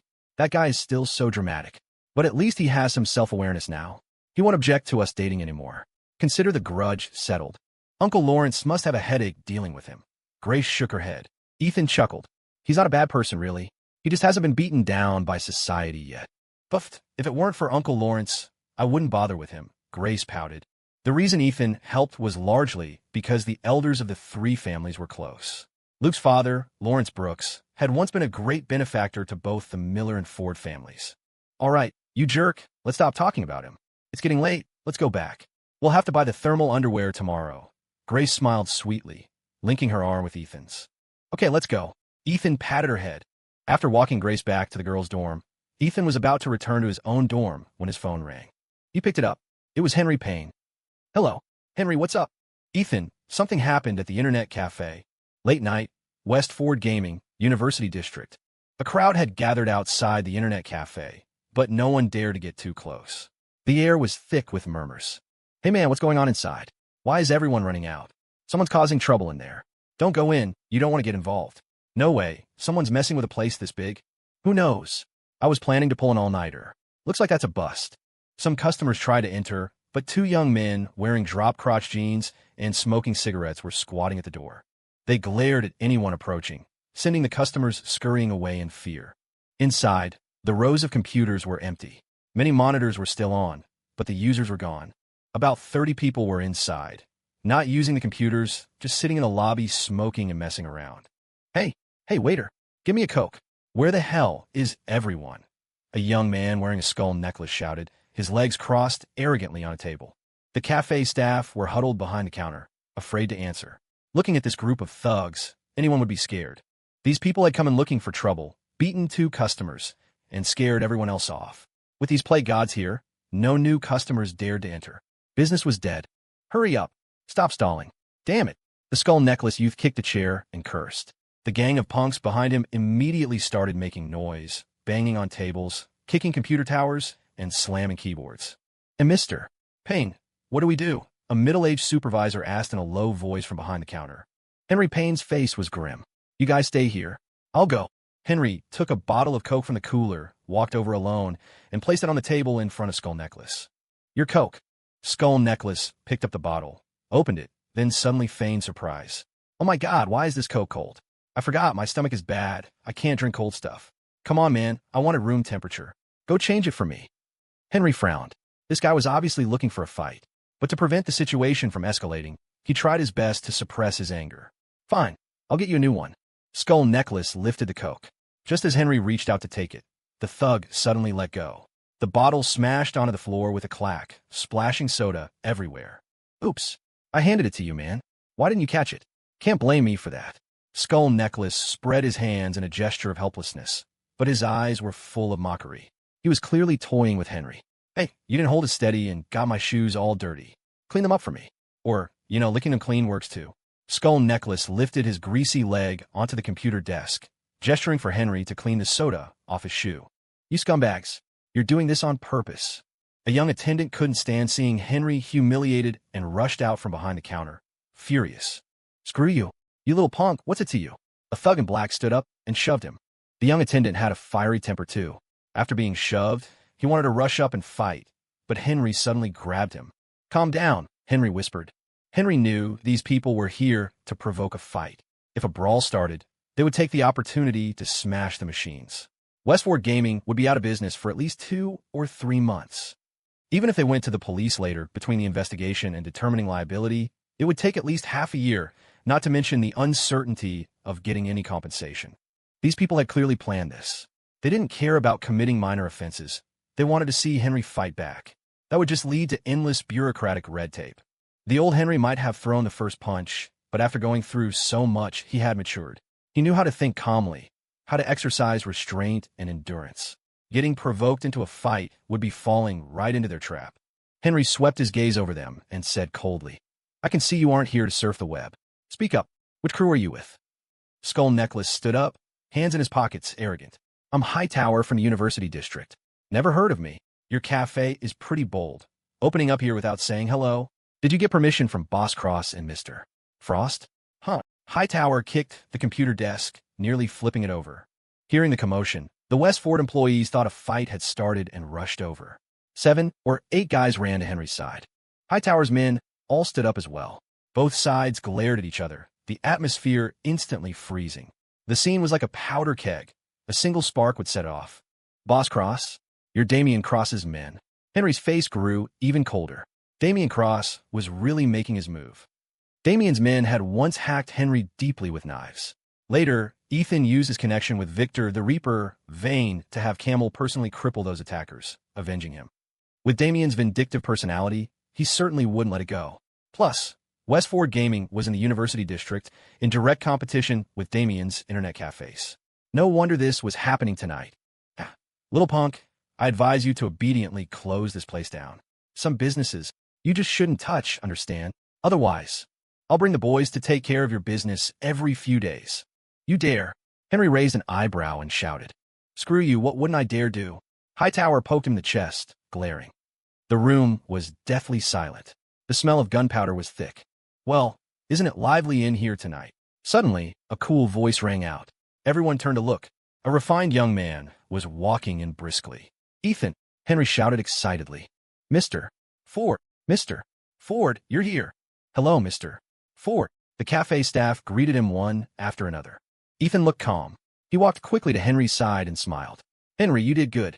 He had rushed over immediately after receiving Henry's call. On the phone, he had instructed Henry not to fight unless absolutely necessary. Once a fight started, it could be dangerous. The machines were secondary. He was worried about people getting hurt. He hadn't expected Henry to actually hold back and prevent the situation from escalating. This was significant progress for Henry, and Ethan felt very relieved. "Ethan, these guys are here specifically to cause trouble. They're Damien Cross's men," Henry whispered. "Yeah, I know." Ethan nodded, his expression unchanged. He turned to look at Hightower and said coldly, "You go back and tell Damien Cross that since he wants to play, I'll play with him until the end. But if you want to start something today, then none of you are walking out of here." As soon as his voice fell, a rush of heavy footsteps sounded from the entrance. More than 20 people swarmed in, all dressed in black. The leader was built like an iron tower, radiating a fierce aura, with a notably large head. It was Victor Vane's right-hand man, Big Ed. "Mr. Ford, which little punk needs a lesson?" Big Ed led his group over, his voice booming. Seeing this group appear, Hightower's expression changed slightly, especially upon seeing Big Ed. There was a look of apprehension in his eyes. "Big Ed, I advise you to stay the hell out of this. Don't think just because you follow Victor Vane that you're invincible." Hightower cursed loudly. Big Ed walked straight up to him. He was a full head taller than Hightower, staring down at him with immense pressure. "Who the hell are you?" "FCK." Hightower cursed, grabbed a keyboard from the table, and yanked it hard, snapping the cord. "Hightower, hold on." Suddenly, a lazy voice sounded from behind the crowd.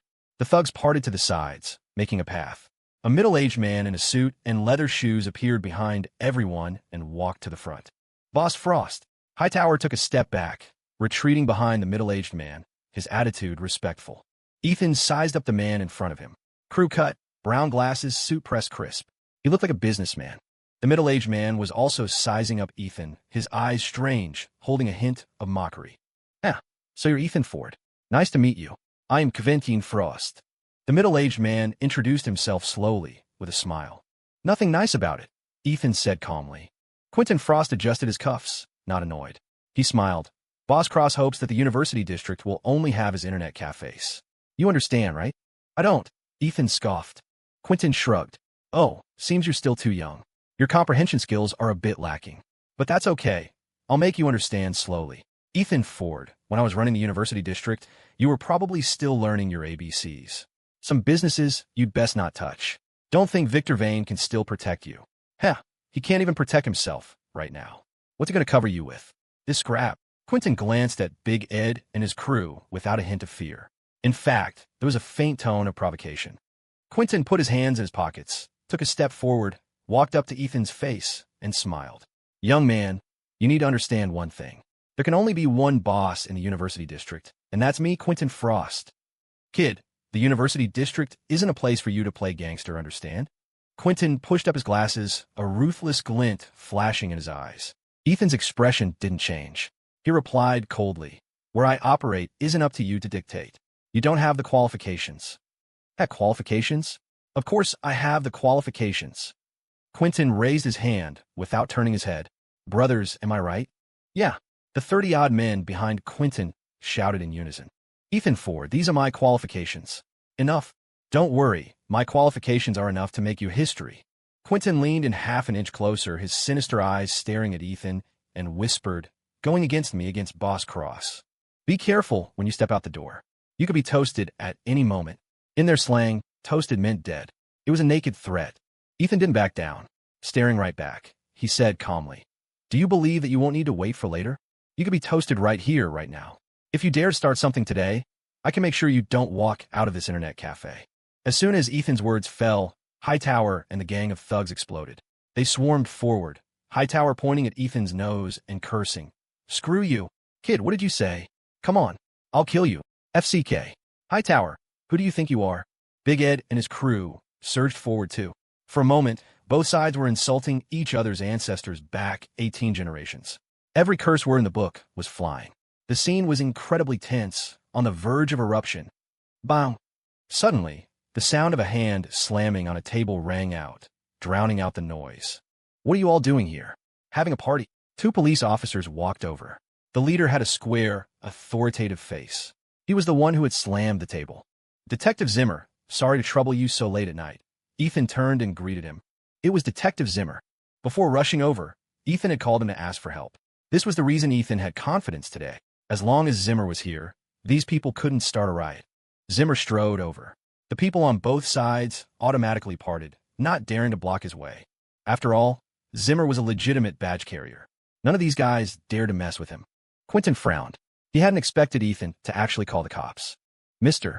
Ford, what's going on? Zimmer glanced at Quentin, then turned to ask Ethan first.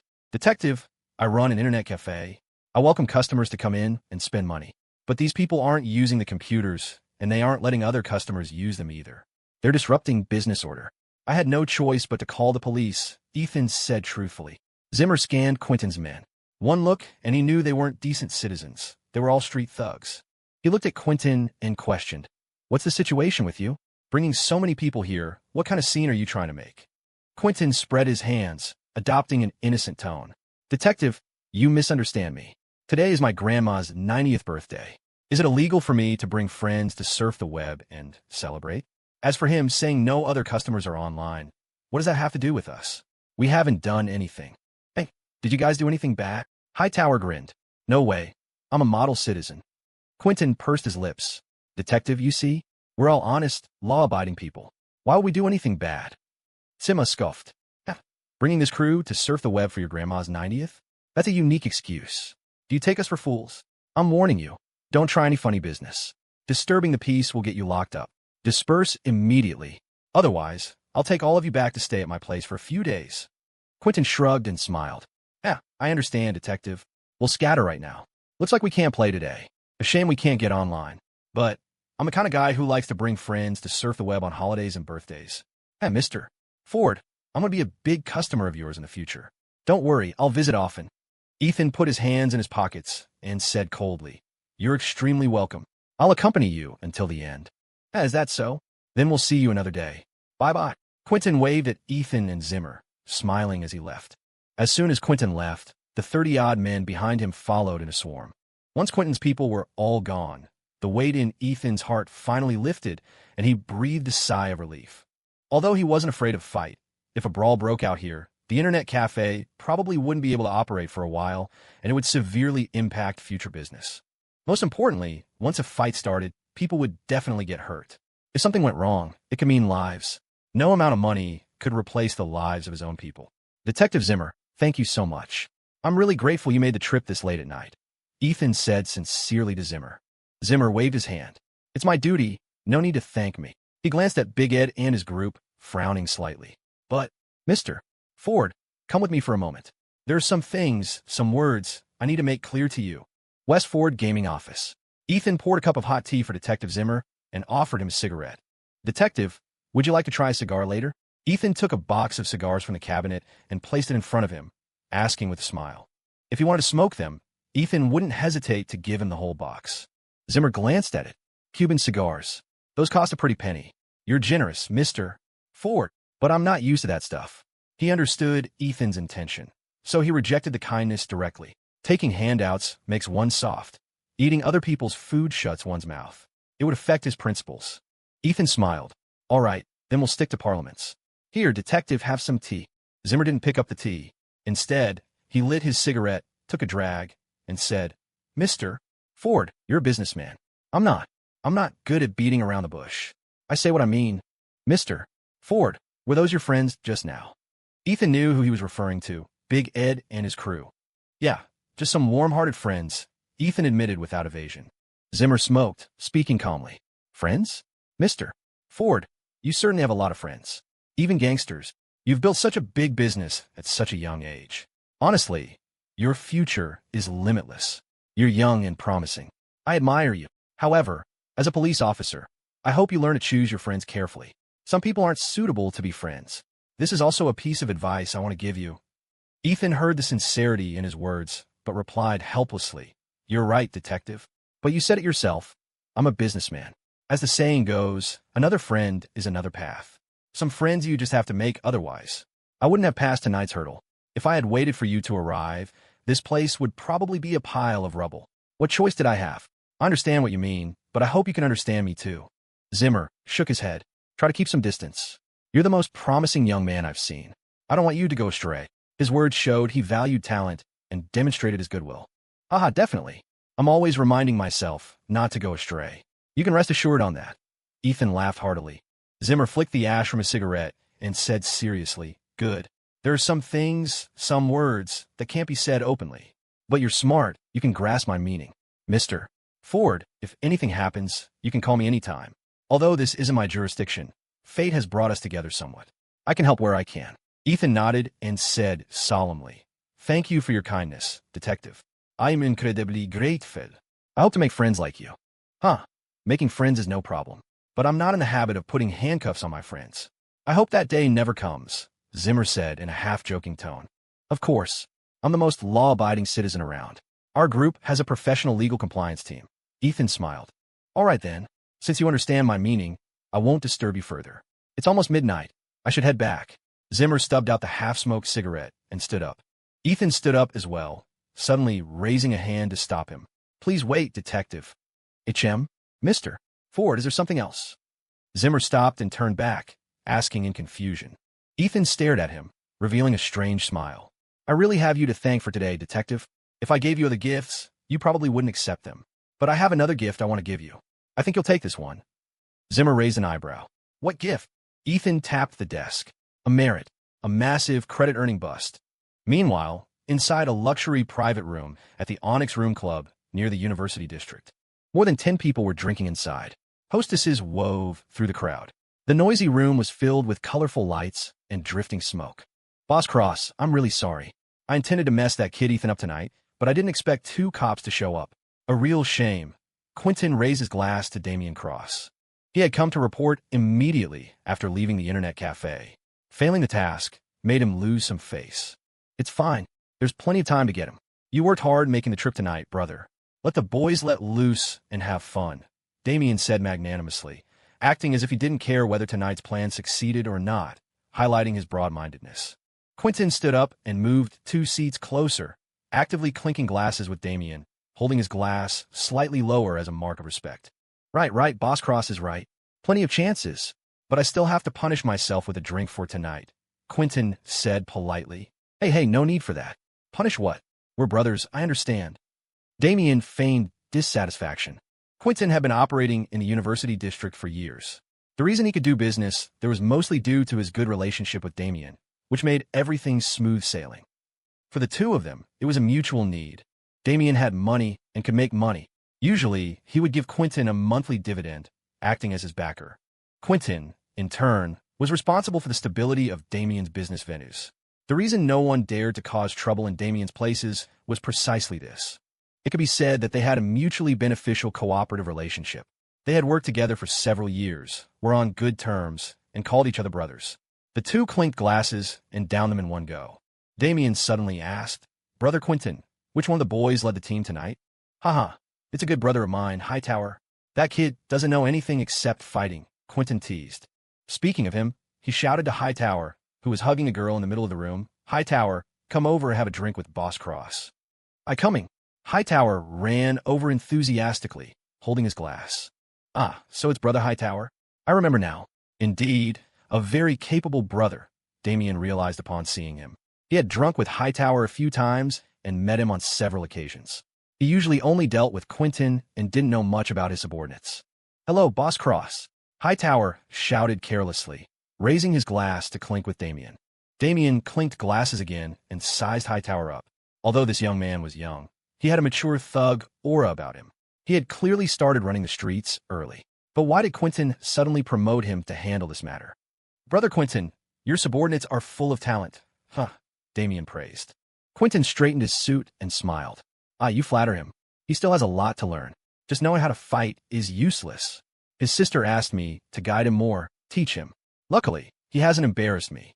Quentin was dating Hightower's sister, and they had reached the point of discussing marriage.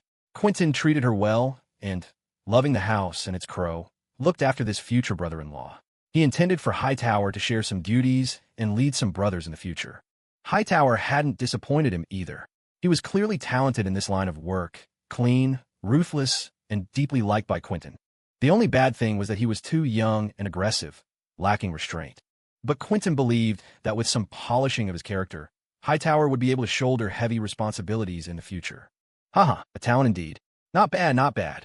Damien didn't spare his praise. Hightower was a bit dizzy from the flattery, coupled with the alcohol. He patted his chest and said, "Boss Cross, don't worry. Leave that kid Ethan to me. I guarantee I'll take care of him properly. I can crush him with one hand." Damien clapped. "Good. Brave. Young people really have drive. However, to get that kid Ethan, we still have to target his 3 internet cafes first. We still have to force him, make him unable to resist starting a fight." Hightower slapped his chest, about to agree boldly, when he was suddenly interrupted by Quentin raising a hand. "Oh, Boss Cross has another method. Let's hear it." Quentin leaned in and whispered. He wasn't stupid. He wouldn't agree immediately like Hightower. He wanted to hear Damien's words before deciding. Although he had a good relationship with Damien and handled these matters, not everything was worth doing. At the very least, he couldn't be used as a gun. Damien blew out a smoke ring, chuckled, and whispered a few words in Quentin's ear.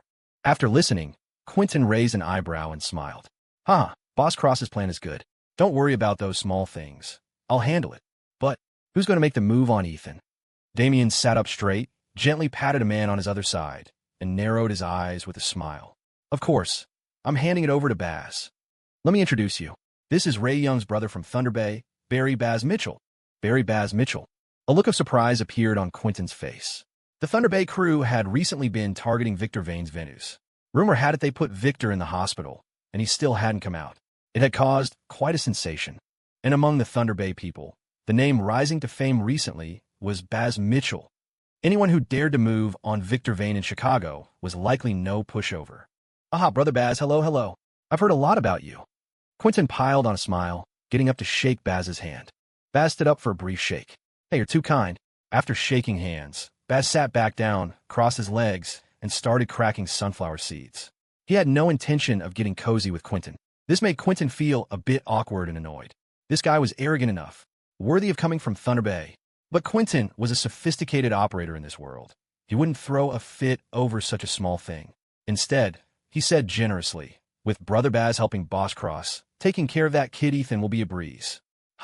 He could hold it in, but Hightower didn't have his patience. Hightower muttered sarcastically, "Hey, maybe." Clang. Baz suddenly slammed his heavy glass down, making a harsh sound. Quentin's heart skipped a beat. He glared at Hightower and scolded. "Hightower, you drink a few cups of horse piss and start talking nonsense? Go play in the corner." "Boss, Hightower was indignant and wanted to argue, but Quentin cut him off directly. "You what? Go play in the corner. Listen to me." Quentin shot him a sideways glance, thinking to himself that this future brother-in-law really didn't give him any peace of mind. "Oh," scolded, Hightower walked away resentfully to drink sulkily. Quentin personally grabbed a beer, poured one for Baz, and smiled. "Hey, Brother Baz, come. First time meeting, let me toast you. Bottoms up." Quentin had given enough face, hoping to ease the atmosphere. But Baz gave a frivolous smile and didn't pick up his glass. Instead, he stared at Quentin, wanting to watch him drink.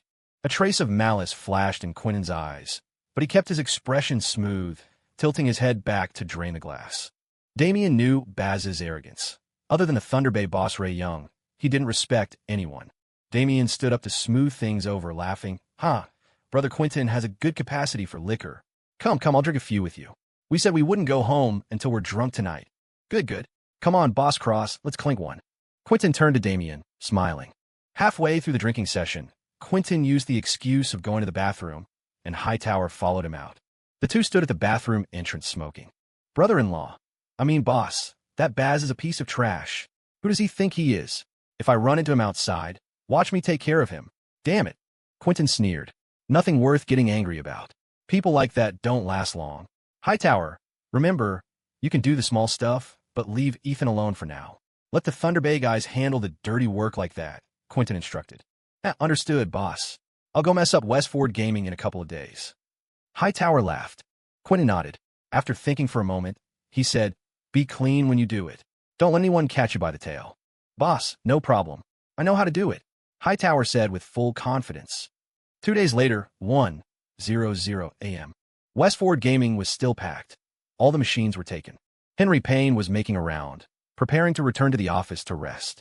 To prevent anyone from causing trouble these past 2 days, he had moved into the internet cafe to live. Before he could get back to the office, suddenly, with a snap, the entire internet cafe plunged into darkness. Instantly, everyone in the cafe started causing a commotion. "Holy SHD, what's going on? Power outage. No way, that unlucky. Impossible. This is a commercial district. How could the power go out? The lights in the shops outside are still on. Yeah, looks like it's just the internet cafe. Damn, what kind of trash cafe is this? I was just getting into it. FCK. Crap, refund. Refund and log off." Complaints rose from the customers. Many simply left, while others crowded the counter asking for the reason and demanding refunds. Henry frowned, sensing something was wrong. He was just about to go check the breaker box when a young attendant ran over. Mr. Payne, it's bad. The cafe's power lines seem to have been cut." "What? Cut?" Henry's heart sank. He instinctively had a premonition that the other 2 internet cafes were also in trouble. Sure enough, his phone rang. It was the manager of another branch. "Mr. Payne, bad news. Our dedicated network line was burned. Notify the maintenance department for emergency repairs immediately," Henry said in a deep voice. "Yes, Mr. Payne, I've already notified maintenance, but it doesn't look like equipment failure. From the scene, it looks man-made," the manager on the other end said worriedly. "Okay, take photos of the scene for the record first, then check the surveillance to see if there are any suspicious people. Remember to record the losses and restore the equipment as soon as possible." Henry remained calm. Now wasn't the time for anger or finding the arsonist, but to restore operations quickly, otherwise the cafe's reputation would suffer. Yes, I understand." Hanging up the phone, Henry said to the young attendant, "Let's go check the scene." The group hurried to the outdoor transformer. Sure enough, they saw a wire had been severed. Henry squatted down, staring at the break in the wire. The cut was clean. It looked like it had been snipped by bolt cutters. However, there were no cameras installed at this location, so they had no idea who did it. "Notify property management. Get it reconnected ASAP." Henry stood up, feeling the severity of the situation. The 5th day after the incidents at Westford Gaming, a notice of temporary suspension of business hung on the door of the cafe. That morning, in a conference room of Westford Group, the heads of various branches and departments gathered. Ethan sat at the head of the table, looking gloomy, twirling a gel pen in his hand. "Ethan, everyone's here. Wayne Tank," Turner reminded him in a low voice. Ethan glanced at everyone present, nodded, and said, "I called this emergency meeting to discuss the incidents at Westford Gaming over the past few days. Henry, tell everyone the situation." Henry nodded and stood up. For 5 days, the 3 Westford Gaming locations have been subjected to man-made sabotage, including cutting power lines, burning network cables, throwing feces, releasing stink bugs, and so on. The damage to power and network equipment is particularly severe. It has seriously impacted operations and caused huge losses. Most importantly, these events have caused our reputation among customers to plummet. The potential losses are even greater. So, Ethan and I discussed it and decided to suspend business at all 3 locations to avoid further damage. Henry's words caused surprise and anger among everyone present. They hadn't expected someone to use such dirty tactics, truly shameless. Ross Lawton rubbed his chin and asked, "Did you catch anyone in the act?" Henry shook his head, gritting his teeth. "Those people are extremely cunning.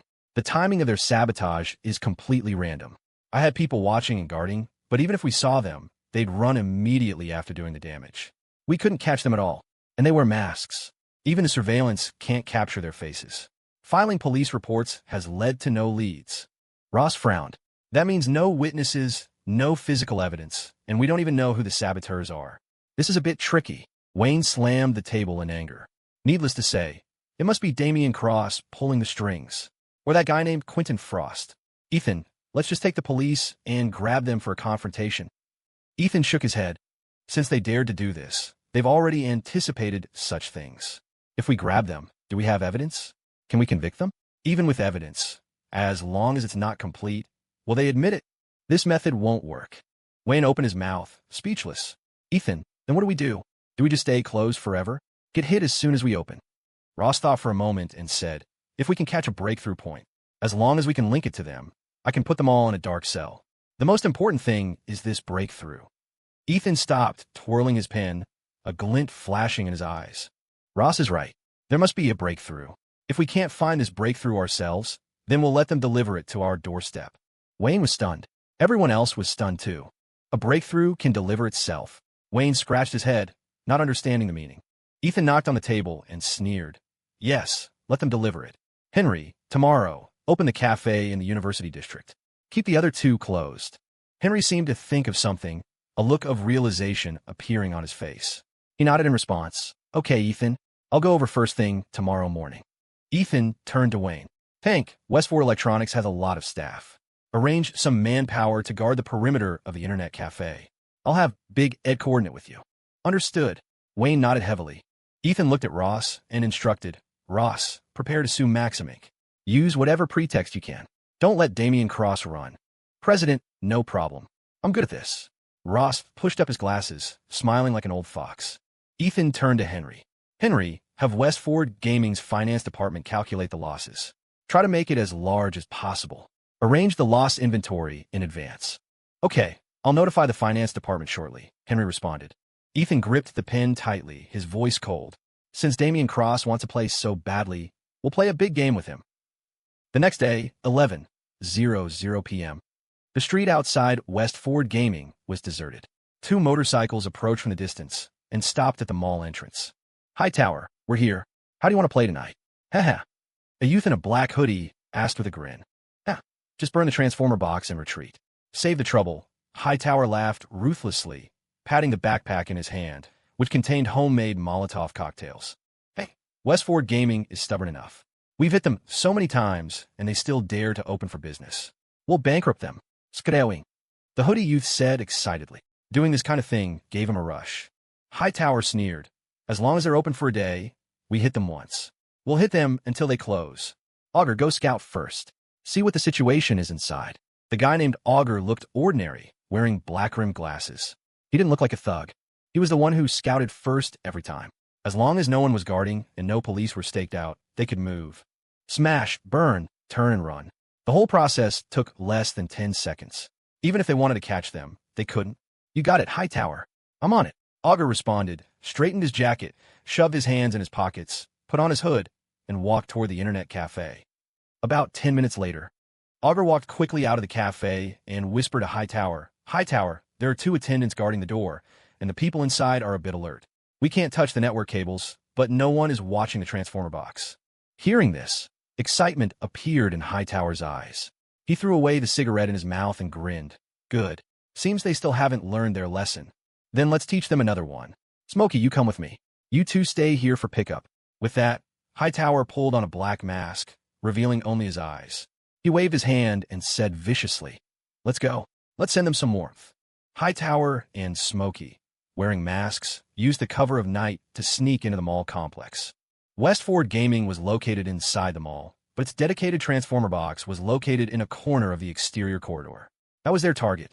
Hightower ran past the surveillance zone of the cafe, reaching the end of the corridor where he found the newly repaired transformer box. The transformer box had been secured with a new iron cage to prevent the wires from being cut again, but there were gaps on all sides of the cage. It couldn't stop flames. Hightower looked back. The coast was clear. Do it, Hightower whispered, wasting no time.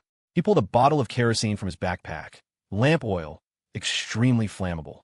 He poured the kerosene through the gaps in the iron cage, then stuffed in several rags. Smokey took out a lighter and ignited the kerosene-soaked rags. Whoosh! Flames surged upward, tongues of fire instantly engulfing the iron cage. Hightower smiled smugly. This time, the internet cafe would probably be down for 10 days to 2 weeks. Moo! He waved his hand, but when he turned around, he suddenly froze. At some point, more than 20 people had appeared behind him, many of them cafe employees. Grab those bastards! Wayne Tank, Turner roared, charging forward first, a crowd following behind him like a tidal wave. SHD. We were set up. Hightower's face changed drastically. He cursed, but now wasn't the time to stand there. Run. Run fast. Seeing his retreat completely blocked, Hightower saw only a window on one side of the corridor. But the window was small, only big enough for one person to climb through. He couldn't care less and scrambled up first. Hi. Hightower, don't leave me, Smokey shouted frantically, trying to climb up too, squeezing into the window, opening to fight for position. FCK off. Hightower kicked him away, scrambled through the window, and fled. Smokey fell to the ground. Just as he tried to get up, he was pinned down firmly by Wayne and the group, unable to move. Don't move. Move again, and I'll beat you to death. Wayne slapped him across the face, dazing him. Put out the fire, quick. Wayne turned and shouted. Two employees rushed up with fire extinguishers, putting out the fire at the transformer box. The flames were quickly extinguished. Boss Turner, one of them got away. Someone shouted urgently, wanted chase. He won't get far, Wayne said coldly. On the other side, Hightower jumped down to the ground in a panic, landing heavily and twisting his ankle. FCK. Damn it. Hightower cursed inwardly, already feeling that something huge was about to happen. It felt like he had walked right into a trap. Luckily, he was fast. Otherwise, he would have been caught red-handed. As for Smokey, he'd have to figure out a way to fish him out later. Gritting his teeth and enduring the pain, he sprinted toward the main entrance where two people were still waiting to pick him up. As long as he was okay and could escape, he could make other plans. Running to the roadside, he saw the two men who were supposed to be waiting on motorcycles standing motionless in a dark shadow. SHD, what are you two idiots waiting for? Trouble. Let's go. Hightower cursed, limping as he ran over. But the two men remained stiff and motionless. Fear was visible on their faces.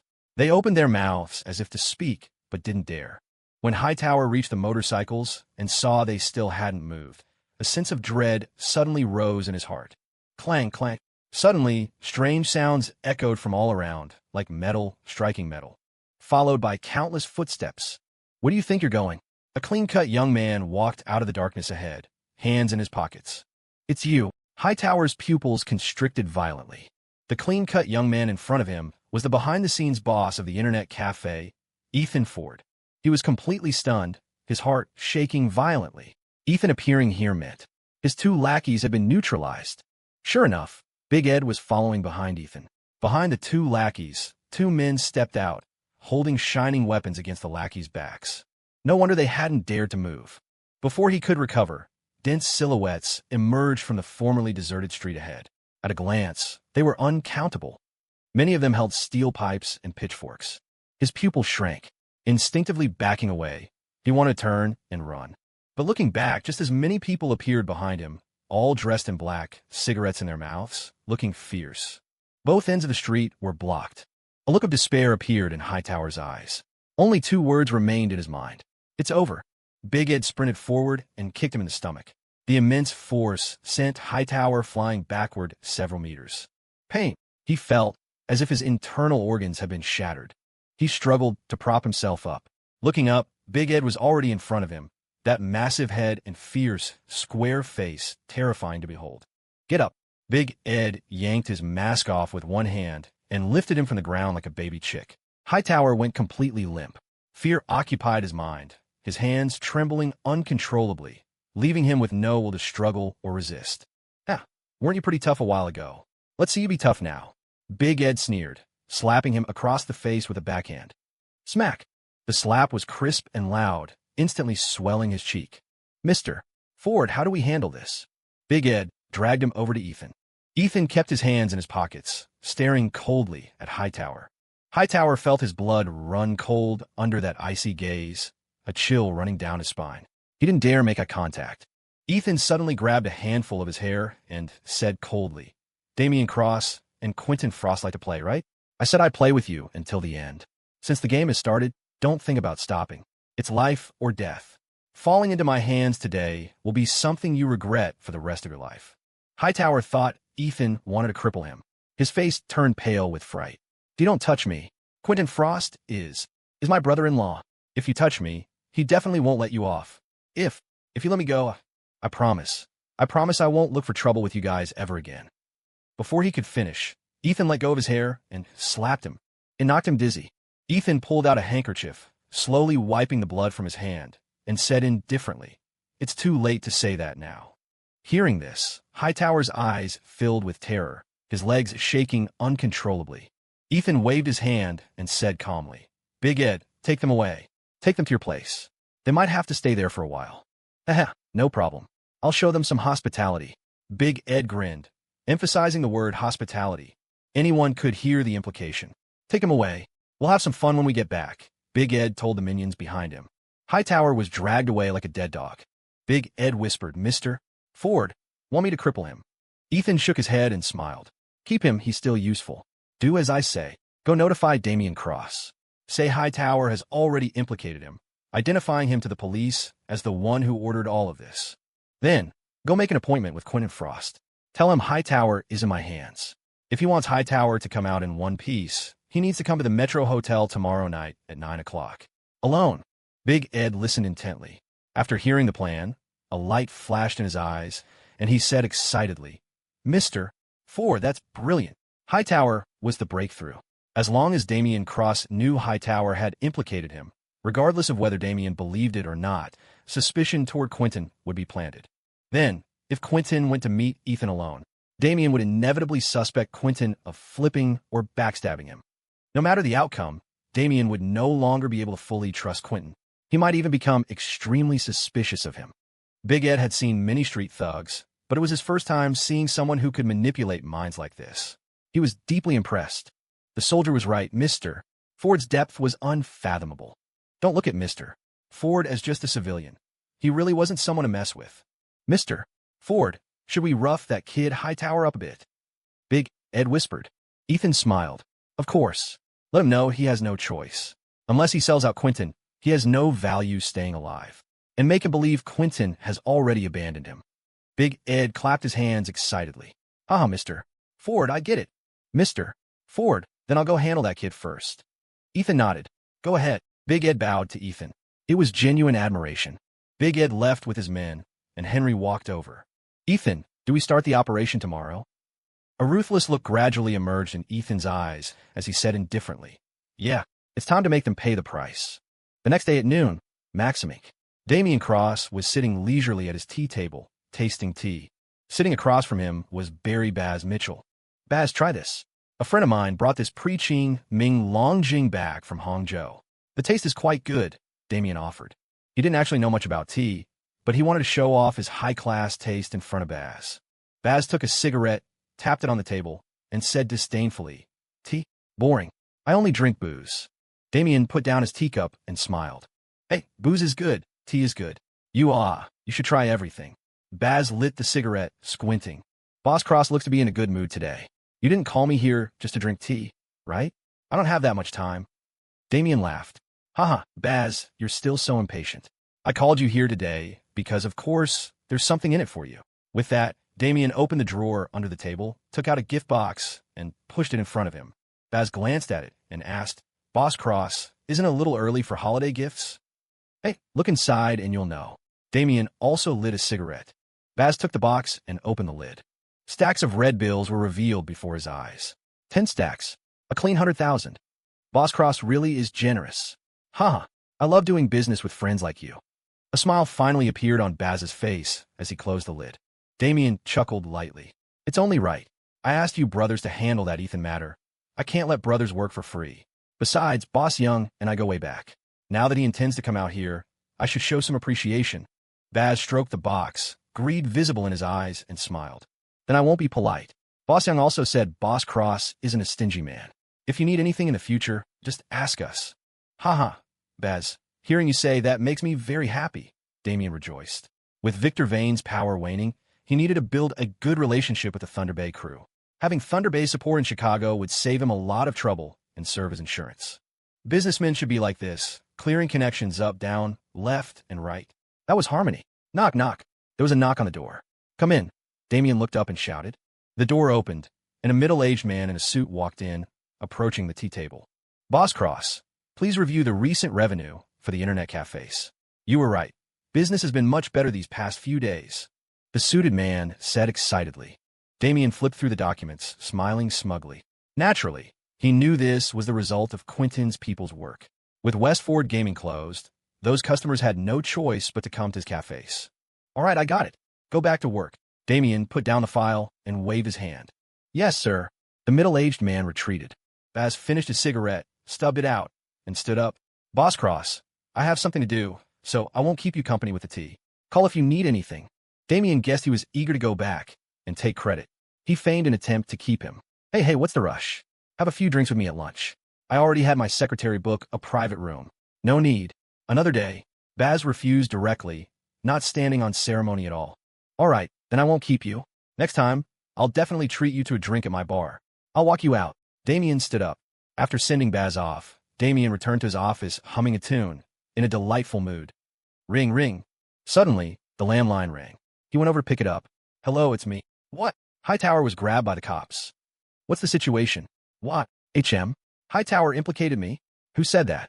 Damien's face changed drastically. After listening to the call, he slammed the receiver back down, his fingers trembling slightly.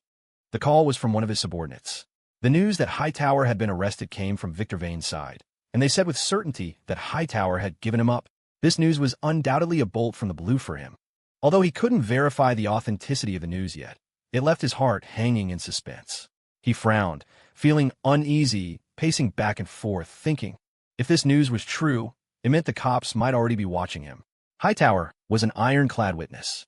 Plus, the things his subordinates did weren't clean to begin with. If they really dug into it, it would be a huge problem. He could go to jail at any moment. The more he thought about it, the more uneasy he became. He quickly took out his mobile phone, wanted to call Quentin to confirm the news. Hightower was Quentin's man. He would definitely know. He dialed the number, but the line was busy. No answer.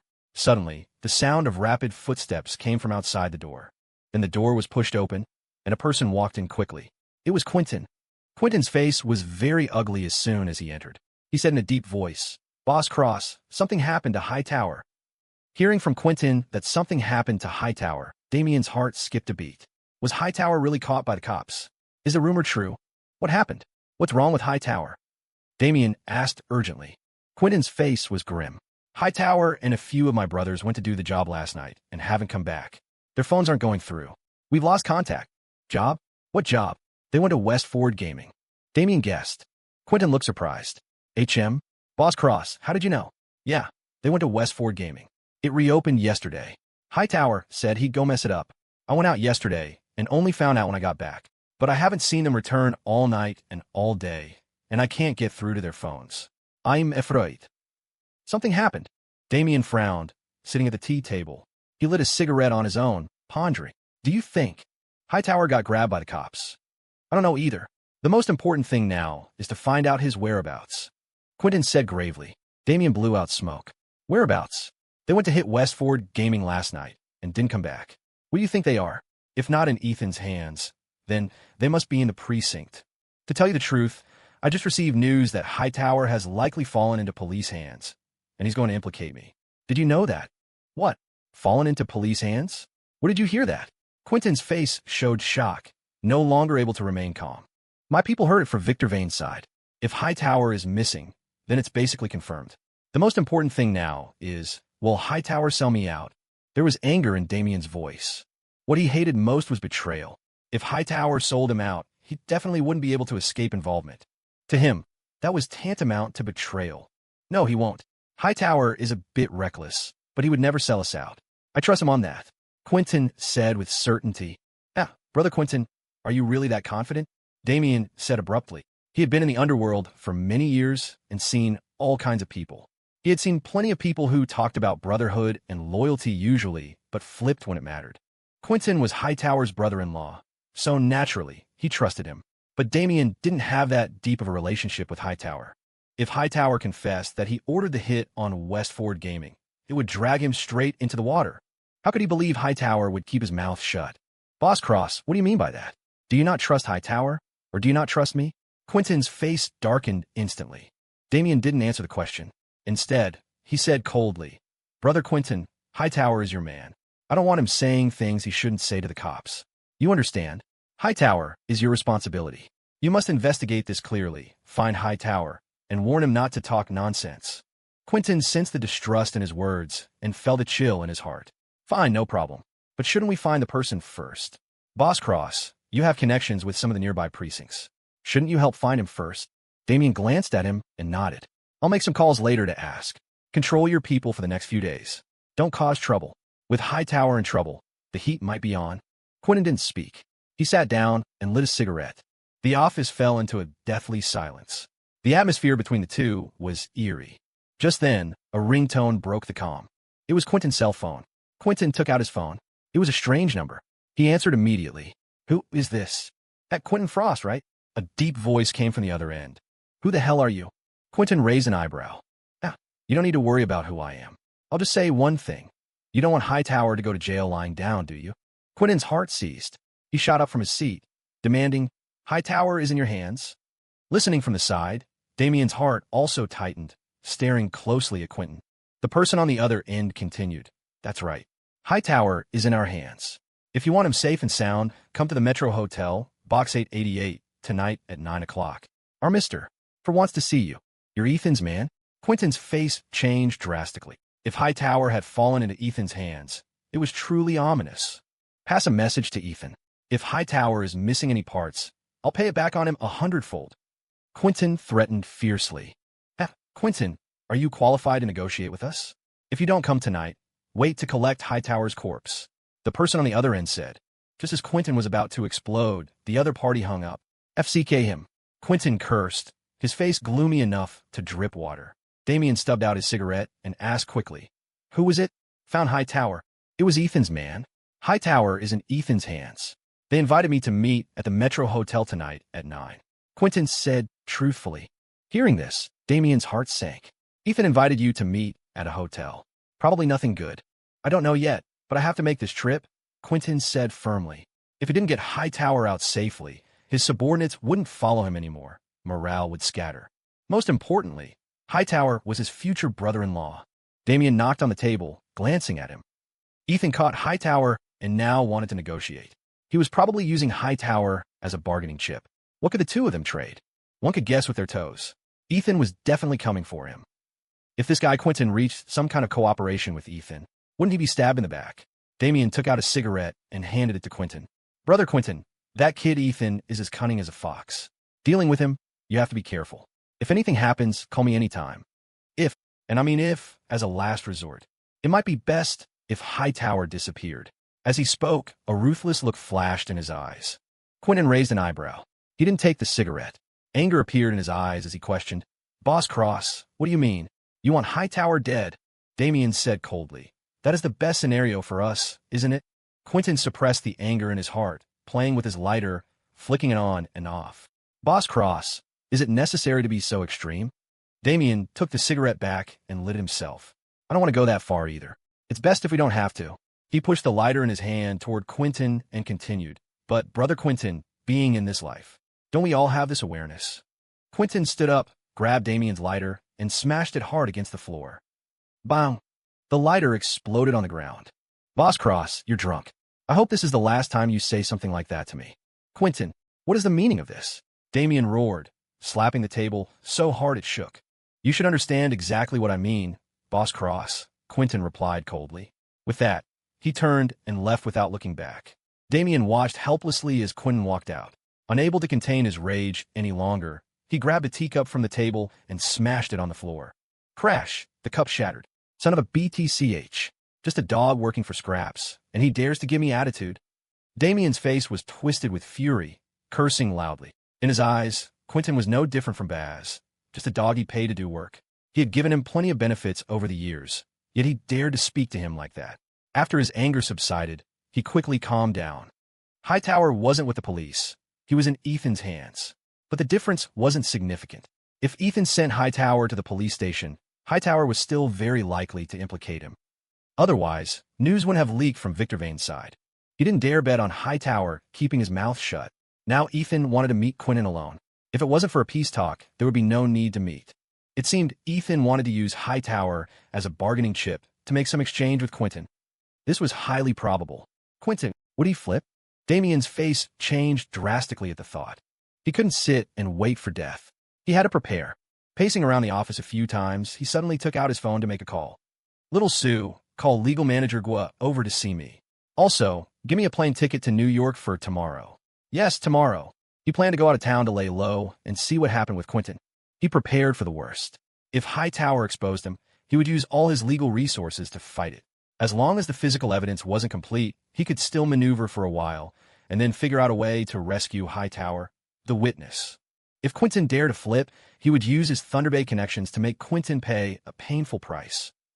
Night, basement of the Royal KTV.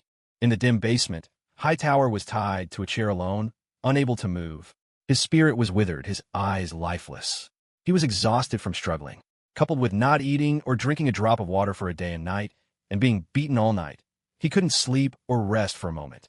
Suddenly, footsteps approached. Big Ed came down holding a bottle of water and sat in front of him. "Want a drink?" Big Ed shook the water in front of his eyes. Hightower's lips were cracked, and seeing the water made his throat burn even more. He opened his mouth but held his words back. He really didn't want to sell out Quentin. Big Ed sneered, still acting tough. "But I'll tell you some good news. Quentin has already let word out that you've gone rogue.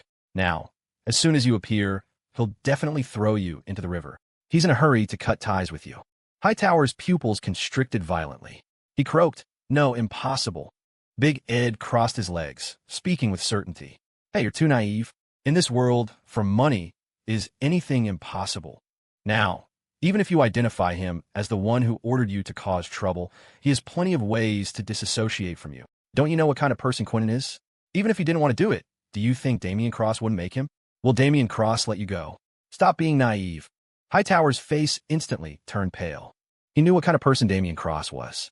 For profit, he would stop at nothing. Seeing this, Big Ed brought the water to his mouth, whispering like a devil. "Cooperating with us is your only way out.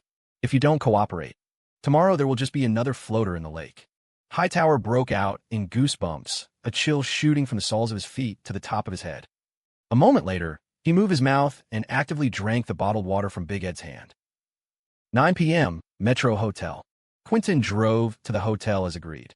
Guided by a hotel waiter, he arrived at box 888. Before entering the private room, two men in suits searched him to confirm he wasn't carrying any weapons. "Please, Mr. Ford is inside." One of the men opened the door. Quentin's face was cold as he stepped inside.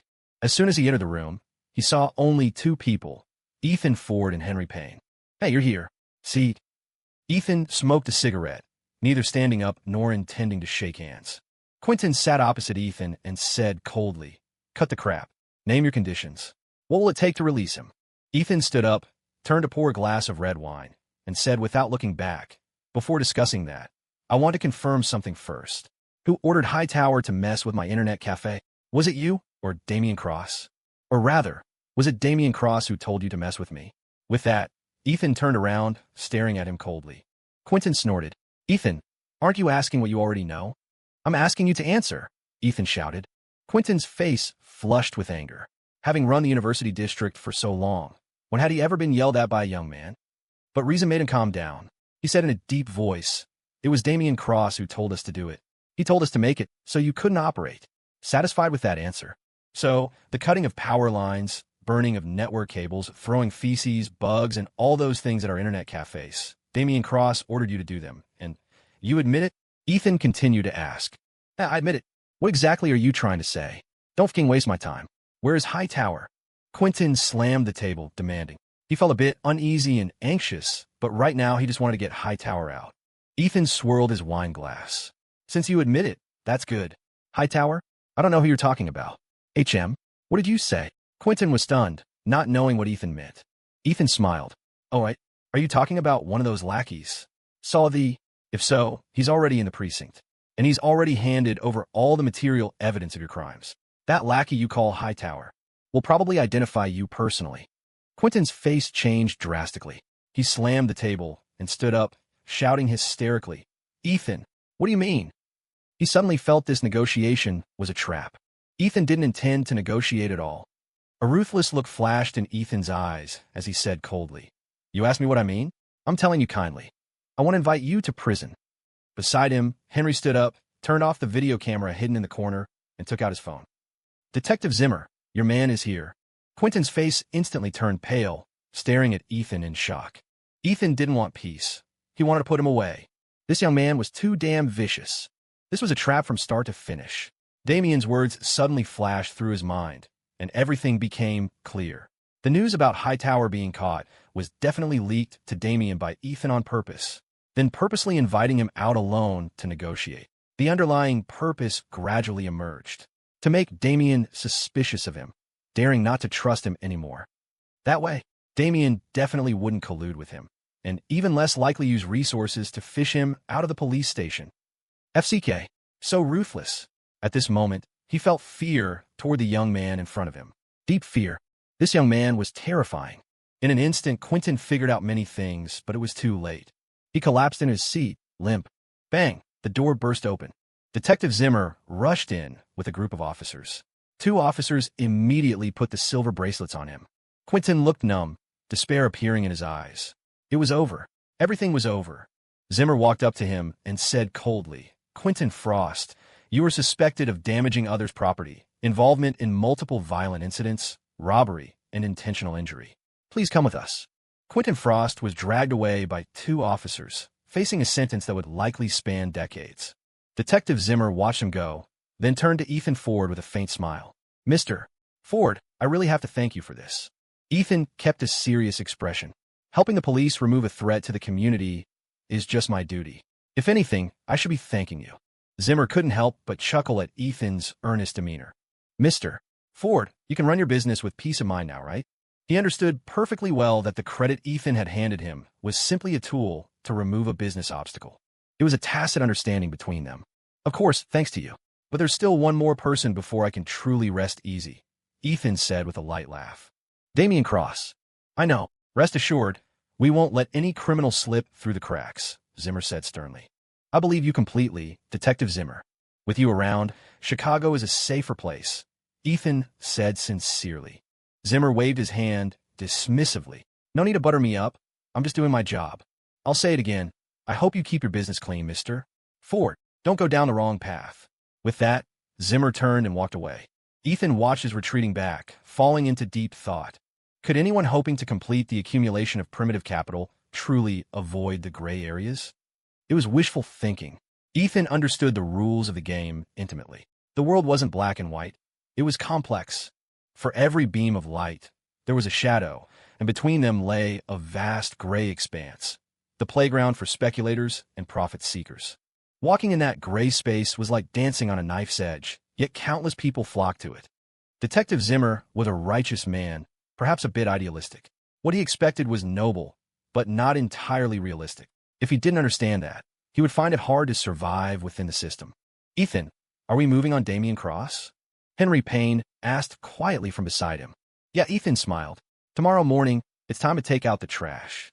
The next morning, Damien Cross arrived at Maxim Inc. early to arrange his affairs. He needed to lay low for a while. He had just stepped into his office when his attractive assistant rushed in. "Mr. Cross, it's bad. There's a group of people outside looking for you." "Looking for me? Who?" Damien looked up, puzzled. "They say they're from West Ford Group, and they seem to have brought people from the Bureau of Commerce," the assistant said anxiously. Damien's heart skipped a beat. He hadn't expected Ethan Ford to move this fast, but he wasn't afraid. He had a top-tier legal team. He wouldn't panic. "All right, let's go see," Damien said, standing up. They went to the front reception area. A dozen people were standing at the entrance, including several wearing badges from the Commerce Bureau and the IRS. "What's going on here?" Damien asked, his face darkening. A middle-aged man with glasses and a scholarly air stepped forward, introducing himself with enthusiasm. "Ah, you must be Mr. Cross of Maxim Inc. Nice to meet you. I'm the legal department manager for West Ford Group, Ross Lawton." "West Ford Group? Ross Lawton?" Damien looked the man up and down. He was thin and looked completely harmless. "That's right." Ross adjusted his glasses and smiled. "What are you doing here? Did West Ford send a lawyer to scare me?"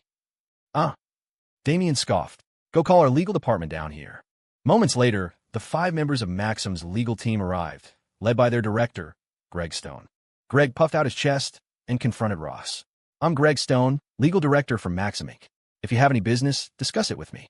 What's the meaning of this aggressive visit?" Damien stood with his hands behind his back, confident and composed. West Ford sent one lawyer and thought they could cause trouble. He paid his legal team a fortune for a reason. They were experienced in corporate, civil, and criminal law, experts at cleaning up Maxim's messes. Ross faced the 5 of them alone, showing no fear. Instead, he looked calm. "Yesterday, an employee of West Ford Group slipped and fell in one of your internet cafes. The floor was excessively slippery, and your staff not only failed to apologize, but also verbally abused and humiliated him. Our employee went to the hospital and was diagnosed with minor injuries. Maxim Inc. must be held responsible. I have already filed a lawsuit demanding a public apology and compensation for all losses, including medical bills, nutritional supplements, lost wages, and emotional distress, totaling $15,000. As Ross's voice faded, the people from Maxim Inc. looked dumbfounded. What? Is this a joke? Damien stared, eyes wide. He had no idea about this. Besides, someone slipped? Who the hell sues over a slip and fall with this much fanfare? Westford was definitely here to pick a fight. Ross placed a lawyer's letter on the reception desk and smiled. It's no joke. We've secured the evidence. Bullshit. You're shaking me down. Even if he fell, 15 grand? Is his ass made of gold? Damien raged. Ross pushed up his glasses again, speaking calmly. That employee is a high-level programmer holding a critical position in our group. His 2 days of rest caused our company to lose tens of thousands in profit. Maxim Inc. must bear all resulting losses. Damien was furious. He had never met someone so shameless. Greg Stone quickly held him back, afraid the situation would escalate. Mr. Cross, let me handle this. Damien suppressed his anger and let the professionals take over. Greg straightened his suit and addressed Ross. First of all, your claims have not been verified by us. We view your allegations with skepticism and require an internal investigation. Secondly, you're not law enforcement or a judge. You don't get to decide compensation. We deny all your baseless accusations. Hey, you can sue us, but the process will take months. We're happy to play along. Hearing this, the other Maxim staff relaxed. Exactly, they could drag this out. Damien calmed down as well and sneered. Exactly. Ross, you're not a judge. Win the lawsuit first. Ross didn't get angry. His goal was just to stall for time, to keep Damien here. If they wanted to argue, that was fine by him. Oh, right, there are other matters. We had employees consuming alcohol at your bar who became ill. I suspect Maxim Inc. S-bars are selling counterfeit alcohol and have reported it to the Bureau of Commerce. Also, regarding tax issues, there are discrepancies between your disclosed financial reports and actual payroll.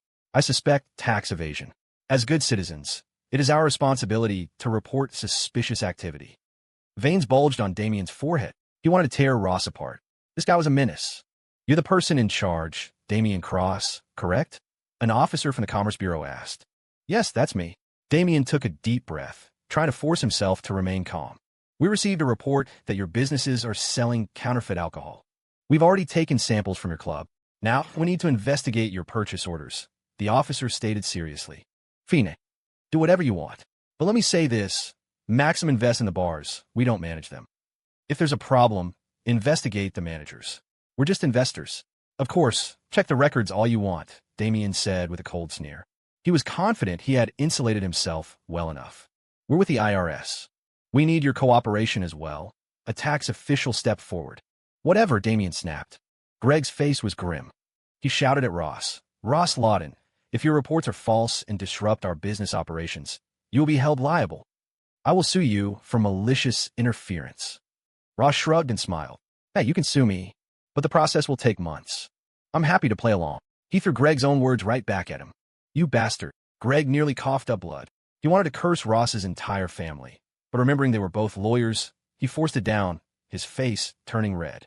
At that moment, the beautiful assistant checked her phone and whispered to Damien, Mr. Cross, your flight. Damien's face sank. If he kept wasting time here, he wouldn't make it. He glared at Ross. Ross, I don't have time to play with you. He turned ahead back to his office to grab his luggage. Ross put his hands in his pockets and said calmly, Trying to leave? I'm afraid you're not going anywhere today. Now, what does that mean? Are you daring to restrict my freedom of movement? Damien stared at him coldly. Ross grinned. I can't, naturally, but some people can.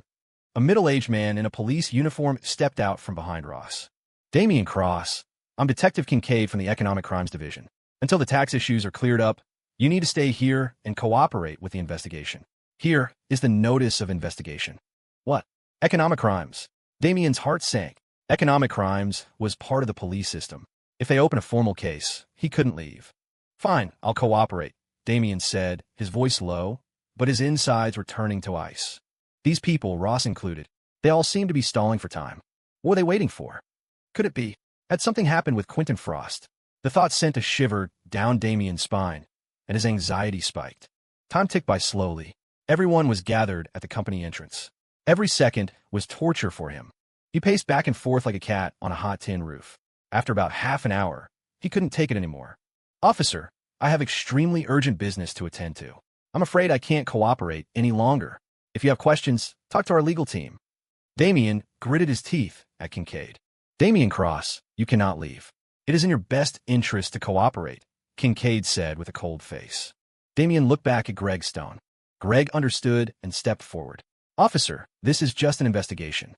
Mr. Cross is not a suspect. You don't have an arrest warrant. If you continue to restrict his freedom, we will file an administrative lawsuit and lodge a formal complaint with your superiors. This is a procedural violation. Hearing this, Damien looked relieved. His legal team was worth the money. Exactly. Violation of procedure. You can't hold me. I'm filing a complaint against the Economic Crimes Division. Damien shouted. He looked at Ross and sneered. Ha! What can you do to me now? Ross checked his watch and smiled. Time should be about right. Damien paused. He didn't know what Ross meant. Time for what? But regardless, he needed to leave and lay low immediately. I don't have time for your games. I'm leaving. Let's see who dares to stop me, Damien said coldly. Idare. A voice boomed from outside the entrance, followed by the sound of heavy footsteps. Damien Cross, you aren't going anywhere today. Detective Zimmer strode in, a squad of officers behind him. Zimmer walked right up to Damien, displaying the arrest warrant in his hand. Damien Cross, you are suspected of multiple counts of assault, disruption of business operations, and destruction of property. You are hereby under arrest. Damien felt like he'd been struck by lightning. His face went pale. No, impossible. This is slander. What evidence do you have? Damien slapped the warrant away, screaming hysterically. Zimmer said coldly, Evidence? You should ask Quentin Frost about that. Quentin Frost. Hearing that name, the blood drained from Damien's face completely. Fuck. Quentin actually flipped. He looked up in disbelief, staggering back 2 steps. What Quentin? I don't know him. I don't know him. He's lying. Slander. Damien screamed like a madman, unable to accept that Quentin had sold him out. He had been cautious, planning to run today, but he never expected Quentin, who was calling him brother yesterday, to turn on him today. A bolt of lightning flashed in his mind. Ethan Ford. It must be that kid. What deal did Ethan make with Quentin yesterday? And West Ford's legal team blocking the door this morning.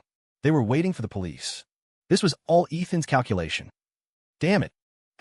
Whether it's slander or not, you can explain it at the station. Cuff him. Zimmer ordered sharply. 2 officers stepped forward to restrain his hands. Damien's eyes were bloodshot as he struggled violently. Stop resisting, one officer shouted. 3 more officers rushed in, swept his legs, pinned him to the ground, and forced the handcuffs onto him. No matter how much he struggled, he couldn't break free.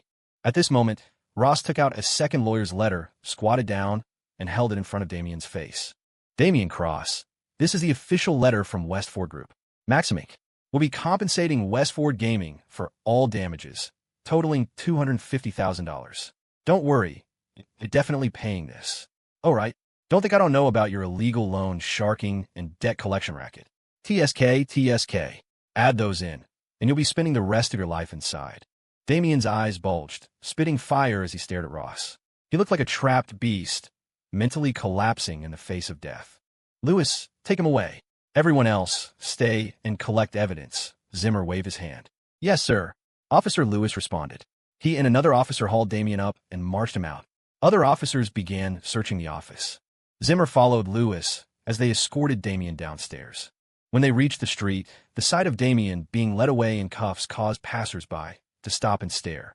Damien kept his head down, face dark, his eyes darting around. The police car was parked by the curb. One officer went to open the door, leaving just Lewis holding Damien's left arm. Ahead, the traffic light was green. A large tour group was surging across the crosswalk. A flash of madness appeared in Damien's eyes.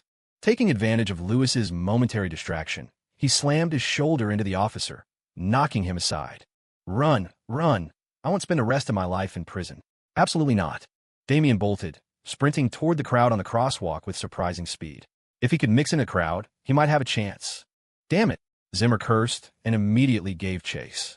But before he could catch up, the light turned red. Traffic from both sides began to move. It was dangerous. Zimmer was blocked by the cars, forced to watch as Damien ran into the traffic. Damien ran, looking back over his shoulder. Seeing Zimmer blocked by the cars, a look of wild excitement crossed his face. I have a chance. But the next moment, as he turned his head back around, a box truck was speeding directly toward him. Bam! A massive crash echoed through the street. Damien was sent flying, his body smashing heavily onto a roadside dumpster in the distance. The immense impact snapped his neck back nearly 180 degrees. His corpse hung there in a twisted, horrific posture. Screams erupted from the scene of the accident. The crowd panicked, scattering in chaos. Everyone was terrified by the gruesome sight, instinctively backing away. Check on him. Secure the scene. Zimmer's face was grim as he barked orders. Sir, I'm sorry. Officer Lewis ran up to him, his face full of guilt. Too late for that now. See if he's still alive. Zimmer snapped. They pushed through the crowd to Damien's body. Zimmer looked at the neck bent at an impossible angle and pressed his fingers to the carotid artery. Stone dead. Call the coroner and get a cleanup crew. Zimmer sighed, pulling a pack of cigarettes from his pocket. He lit one up. Ideally, he wouldn't have died like this. We lost a major lead. Noon. Ethan Ford sat in his office, staring quietly at the phone on his desk. He was waiting for a call. Ring, ring, ring. The phone buzzed. It was Ross. Ethan picked it up immediately. Hey, Ross. What's the situation? Mr. Ford, Damien Cross is dead. HM? Dead. Ethan was surprised. Over the phone, Ross explained what had happened. Hearing that Damien had been hit by a truck while trying to escape, Ethan felt a mix of amusement and resignation. It seemed Damien was the type of villain who would rather die trying to flee than rot in a cell. The choice didn't entirely surprise Ethan. It was just a pity. With Damien dead, it would be harder to make a move on the Thunder Bay gang. An unexpected outcome. Ethan tapped the table, thinking for a moment. Ross, handle the compensation claim against Maxim. Try to take over their internet cafes. With Damien dead, Maxim will likely go into liquidation. We can take the cafe assets in lieu of cash. Ross instantly understood. The cash wasn't important. The goose that laid the golden eggs was. Understood, boss. I'll get it done. The York Hotel. Temporarily closed, sign hung on the door. Inside the dimly lit lobby, dozens of men were gathered, smoking, filling the air with a thick haze. A middle-aged bald man in a wheelchair emerged from a back room, pushed by Baz Mitchell. Boss Ray. The men stood up to greet him. The bald man looked to be near 50, with dark skin, a large nose, and triangular eyes filled with gloom. This was the leader of the Thunder Bay gang, Ray Young. Boss, I heard Damien Cross is dead. Is it true? A man with an underbite asked quietly. Yeah, it's true. Baz told me. Ray's voice was raspy. Boss, what about the job he hired us for? Do we still do it? Underbite asked. Do it. Of course we do it. If we take money and don't deliver, we'll be a laughingstock. Ray glared at him. Underbite laughed awkwardly and shut up. Ray swept his gaze over the group. If we don't make some noise, how will the streets know Thunder Bay is back? If we don't avenge the past, where do we put our faces? Ray slapped his lifeless legs hard. He had broken them falling into a ravine while running from the police years ago. The bones had died.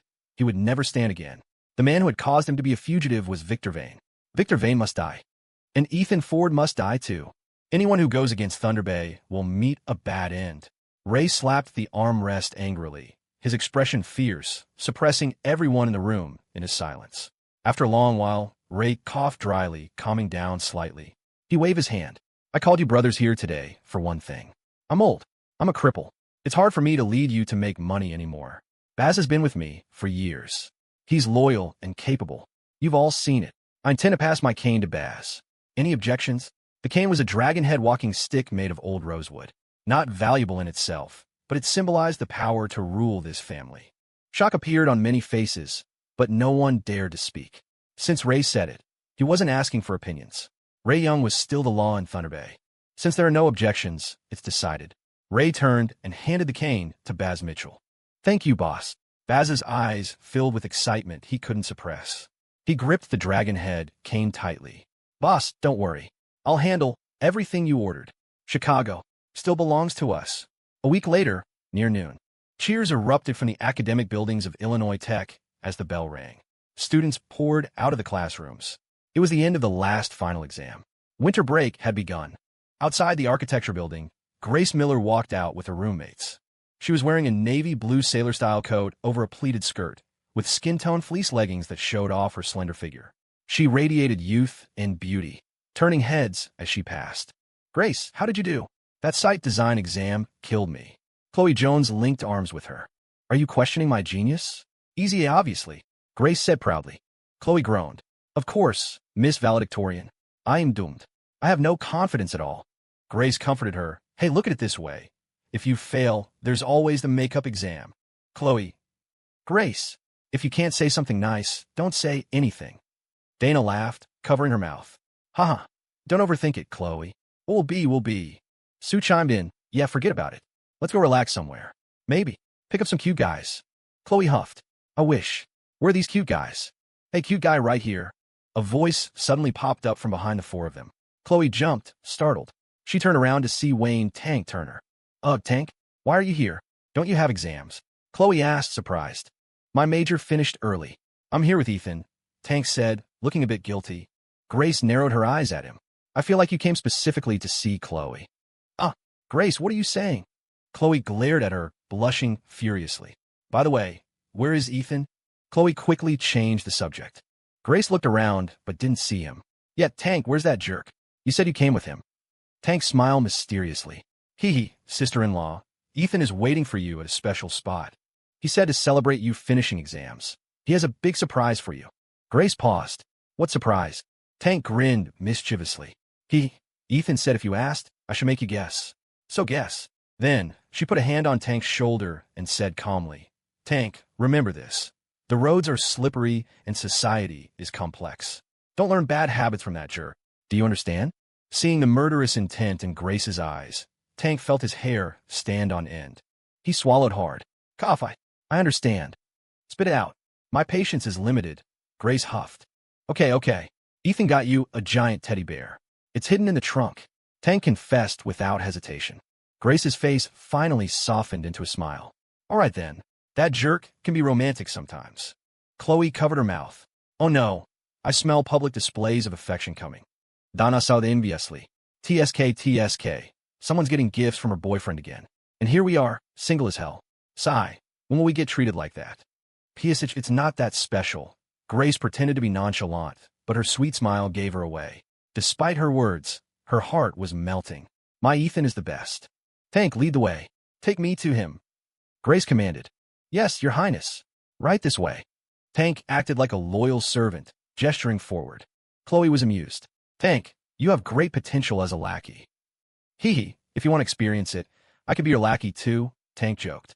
Chloe blushed and spat. I don't want that. Grace urged them on. Stop flirting, you two. You have plenty of time later. This made Chloe even more embarrassed. Oh, who's flirting? I'm not. Let's go. We want to see the gift too. Tank led the four girls to the parking lot. Sure enough, they saw Ethan's car. The black Mercedes S320 stood out conspicuously among the dozen or so Tauruses and Accords. Oh my God. OMG. Is that Ethan's car? Chloe's jaw nearly dropped. She knew Ethan's company was doing well, but she didn't realize how well. Just looking at the car, she could tell it was in a different league. Holy cow. That must be 70 or 80,000, right? Dana stared, clicking her tongue. Tank chuckled. 70,000 buys half of it. That car is over 100 grand. What? Over $100,000. The three girls shouted in unison, stunned by the price tag. Sue twitched her lips. In 1999, the average disposable income was like $6,000 a year. Monthly salary is barely $700. To buy this car, it would take a normal person 200 years. Grace, your boyfriend is loaded. I have to admit, I'm jealous. I want a boyfriend like that. Dana nodded dubiously. Yes. Me too. Grace, your guy is rich. Hearing them praise Ethan, Grace felt a little proud. She lifted her chin. Of course. The man Grace Miller chooses can't be bad. Chloe teased. All right, your tail is wagging up to the sky. Show us the gift. Grace turned to Tank. Tank, where is he? If he's not here, how we get the gift? I don't know. Maybe he went to the bathroom. But I have the keys. Tank pulled the Mercedes key fob from his pocket. Quick, open the trunk. Grace said expectantly, running to the back of the car. The other three girls followed, all staring curiously to see the teddy bear. A weird smile appeared on Tank's face. Ready? I'm opening it. Cut the crap, hurry up. Grace shot him a look. Tank pressed the trunk release button. The electric trunk lid rose automatically. Suddenly, boing! A round, dark shadow sprang out from the trunk. It was a disheveled, gruesome demon head. Ghost! The sudden appearance of the demon head scared the three girls out of their wits. They screamed in high pitch, instinctively hiding behind Grace, their legs trembling. Surprise! Ethan suddenly jumped out from behind a neighboring car. Grace gotcha. Ha ha ha. Ethan threw his head back and laughed triumphantly. He had been waiting to see Grace jump. But the next moment, his laughter cut off abruptly. Grace grabbed the demon head, which was attached to a spring. She flicked it with her finger, watching it wobble back and forth. Ethan, you think this thing can scare me? It seems. You're still too naive. As soon as she finished speaking, Grace twisted her hand, and snap, she ripped the demon head right off the spring. This. Ethan and Tank sucked in a breath of cold air simultaneously. Tank clutched his own neck, as if it were his head being twisted off. Ethan, bro, I did this for you. You have to save me. Grace looked at Ethan with a smile that didn't reach her eyes. Nice one, Ethan. Playing spy games with me. You had Tank pretend to confess, so I'd lower my guard, then hit me with this big surprise, right? I saw through it ages ago. Ethan laughed dryly. This counts as a surprise too, right? Grace weighed the head in her hand and looked at Tank. Tank, you and Ethan are brothers. You translate for me. What is a surprise? Translate for me. What is a surprise? What counts as a surprise? Tank wiped his cold sweat, laughing awkwardly. A surprise is when you are surprised and happy. Chloe patted her chest, still shaken. What the hell? That was just terror. Grace, get them. Yeah, I support you. I'll cheer you on. Dana shouted aggressively, wanting revenge for the scare. Grace tossed the head aside, clasped her hands behind her back, and walked up to Ethan. With the cutest smile and sweetest voice, she said, Ethan, if you don't give me a good explanation, how would you like me to deal with you? Ethan immediately adopted a defensive stance, quickly explaining. Grace, honey, let's talk. Tank translated it right. It really is a surprise. Look inside the head. That's the real gift. Oh, let me see. Grace turned back, picked up the head, pried open the toy's mouth, and saw a piece of paper inside. She pulled it out, unfolded it, and froze. Ethan. Is this real? Can we really? Grace looked at Ethan with a face full of anticipation. Of course. Isn't this one of your wishes? I told you. I'll help you fulfill every one, Ethan said dotingly. Ethan, you're the best. Grace excitedly rushed over and hugged him, bouncing up and down like a child. This scene left the other three girls completely confused. Chloe looked bewildered. Grace, how did your face change faster than flipping a page? What kind of surprise makes you this happy? Grace, what is the surprise? Chloe asked curiously. Grace hopped down from Ethan and showed them the slip of paper. It had 2 lines of text. Future home design coupon. Issuer. Ethan Universe's most handsome Ford. Holder may redeem this coupon for an 8,600 square foot lot. Includes full budget for all design requirements. It's a house. Grace beamed. She had always wanted to design a home that belonged completely to her and Ethan. She just hadn't expected Ethan to procure an 8,600 square foot plot of land. Holy cow, 8,600 square feet. Are you crazy? Chloe's jaw dropped. Most people lived in apartments of maybe 700 or 800 square feet. This was 10 times that size. My God, that's a mansion. Ethan, buying this land must have been expensive, right? Grace worried. She was mainly concerned about whether spending so much money would affect his company's operations.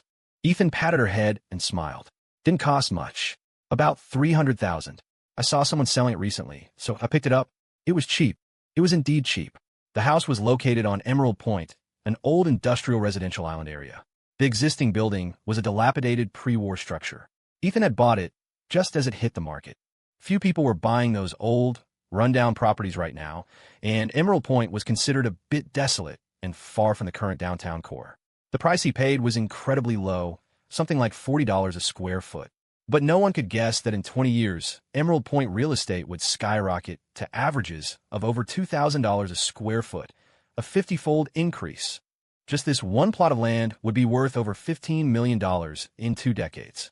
Of course, besides this lot, Ethan had his eye on core areas in other cities: New York, Los Angeles, San Francisco.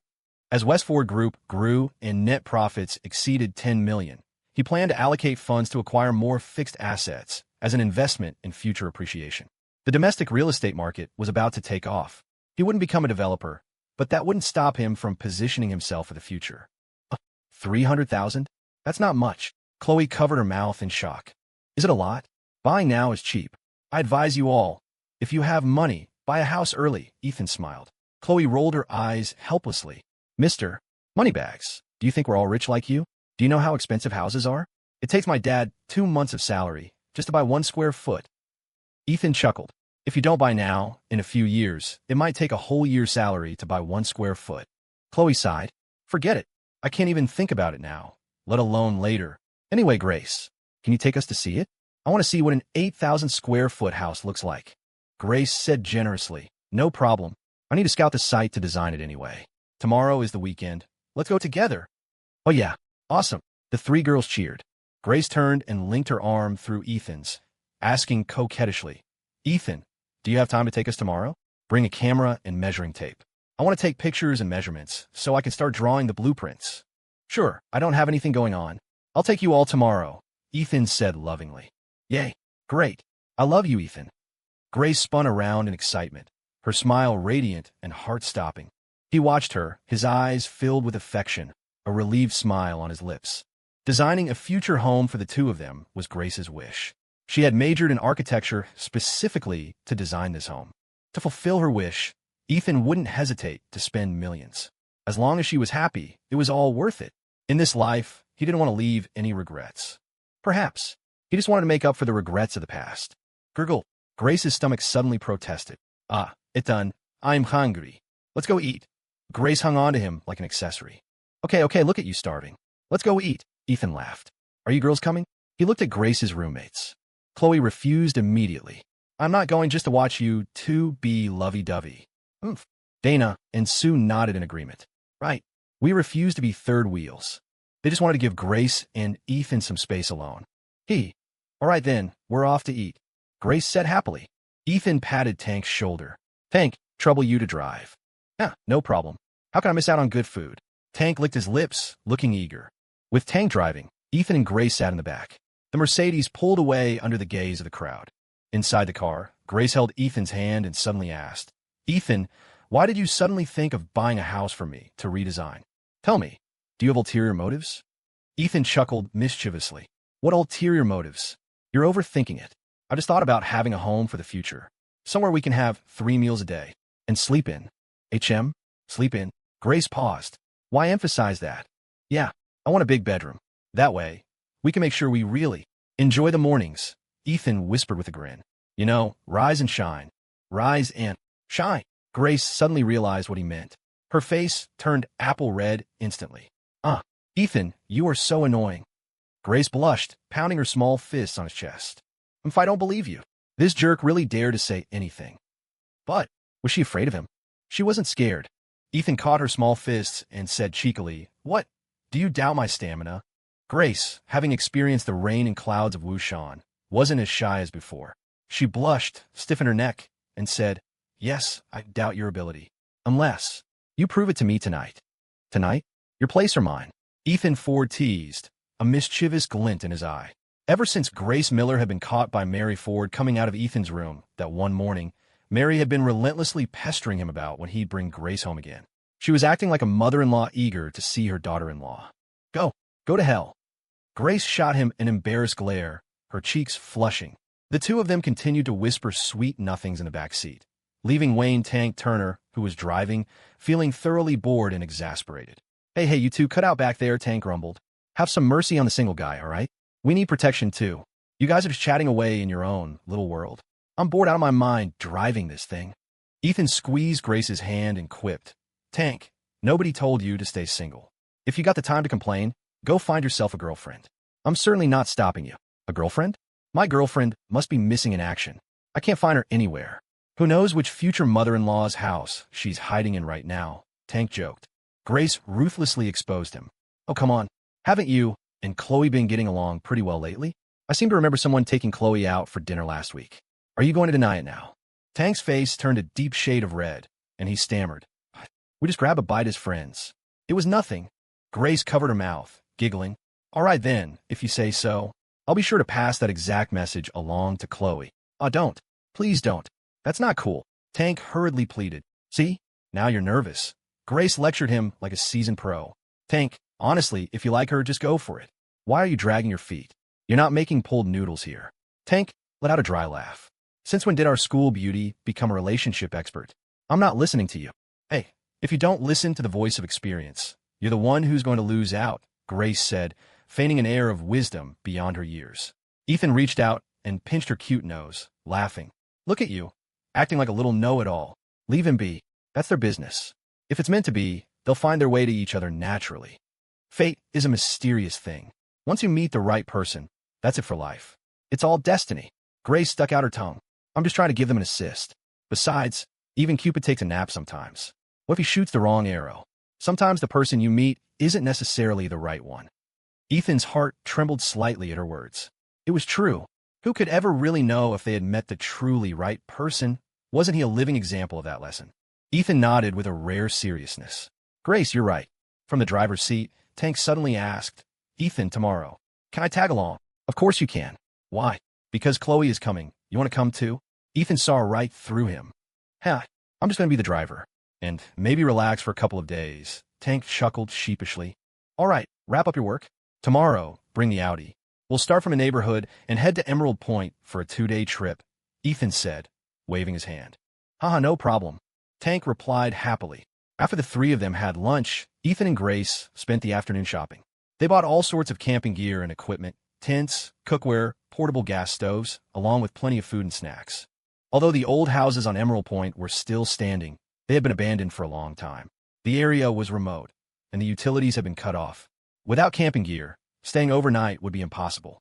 Plus, Grace wanted to watch the sunrise over the river from the point, so the gear would definitely come in handy. Emerald Point was a small landmass situated in the river, covering a significant area surrounded by water on all sides. The scenery was excellent, and locals often used the nearby banks for leisure. The river sunrise was particularly famous. Since Grace wanted to see the property and check out the surrounding environment to design their future house herself, Ethan was more than happy to grant her wish unconditionally. By the time they finished stocking up, it was already dark. Ethan drove them back to the Mill residential compound.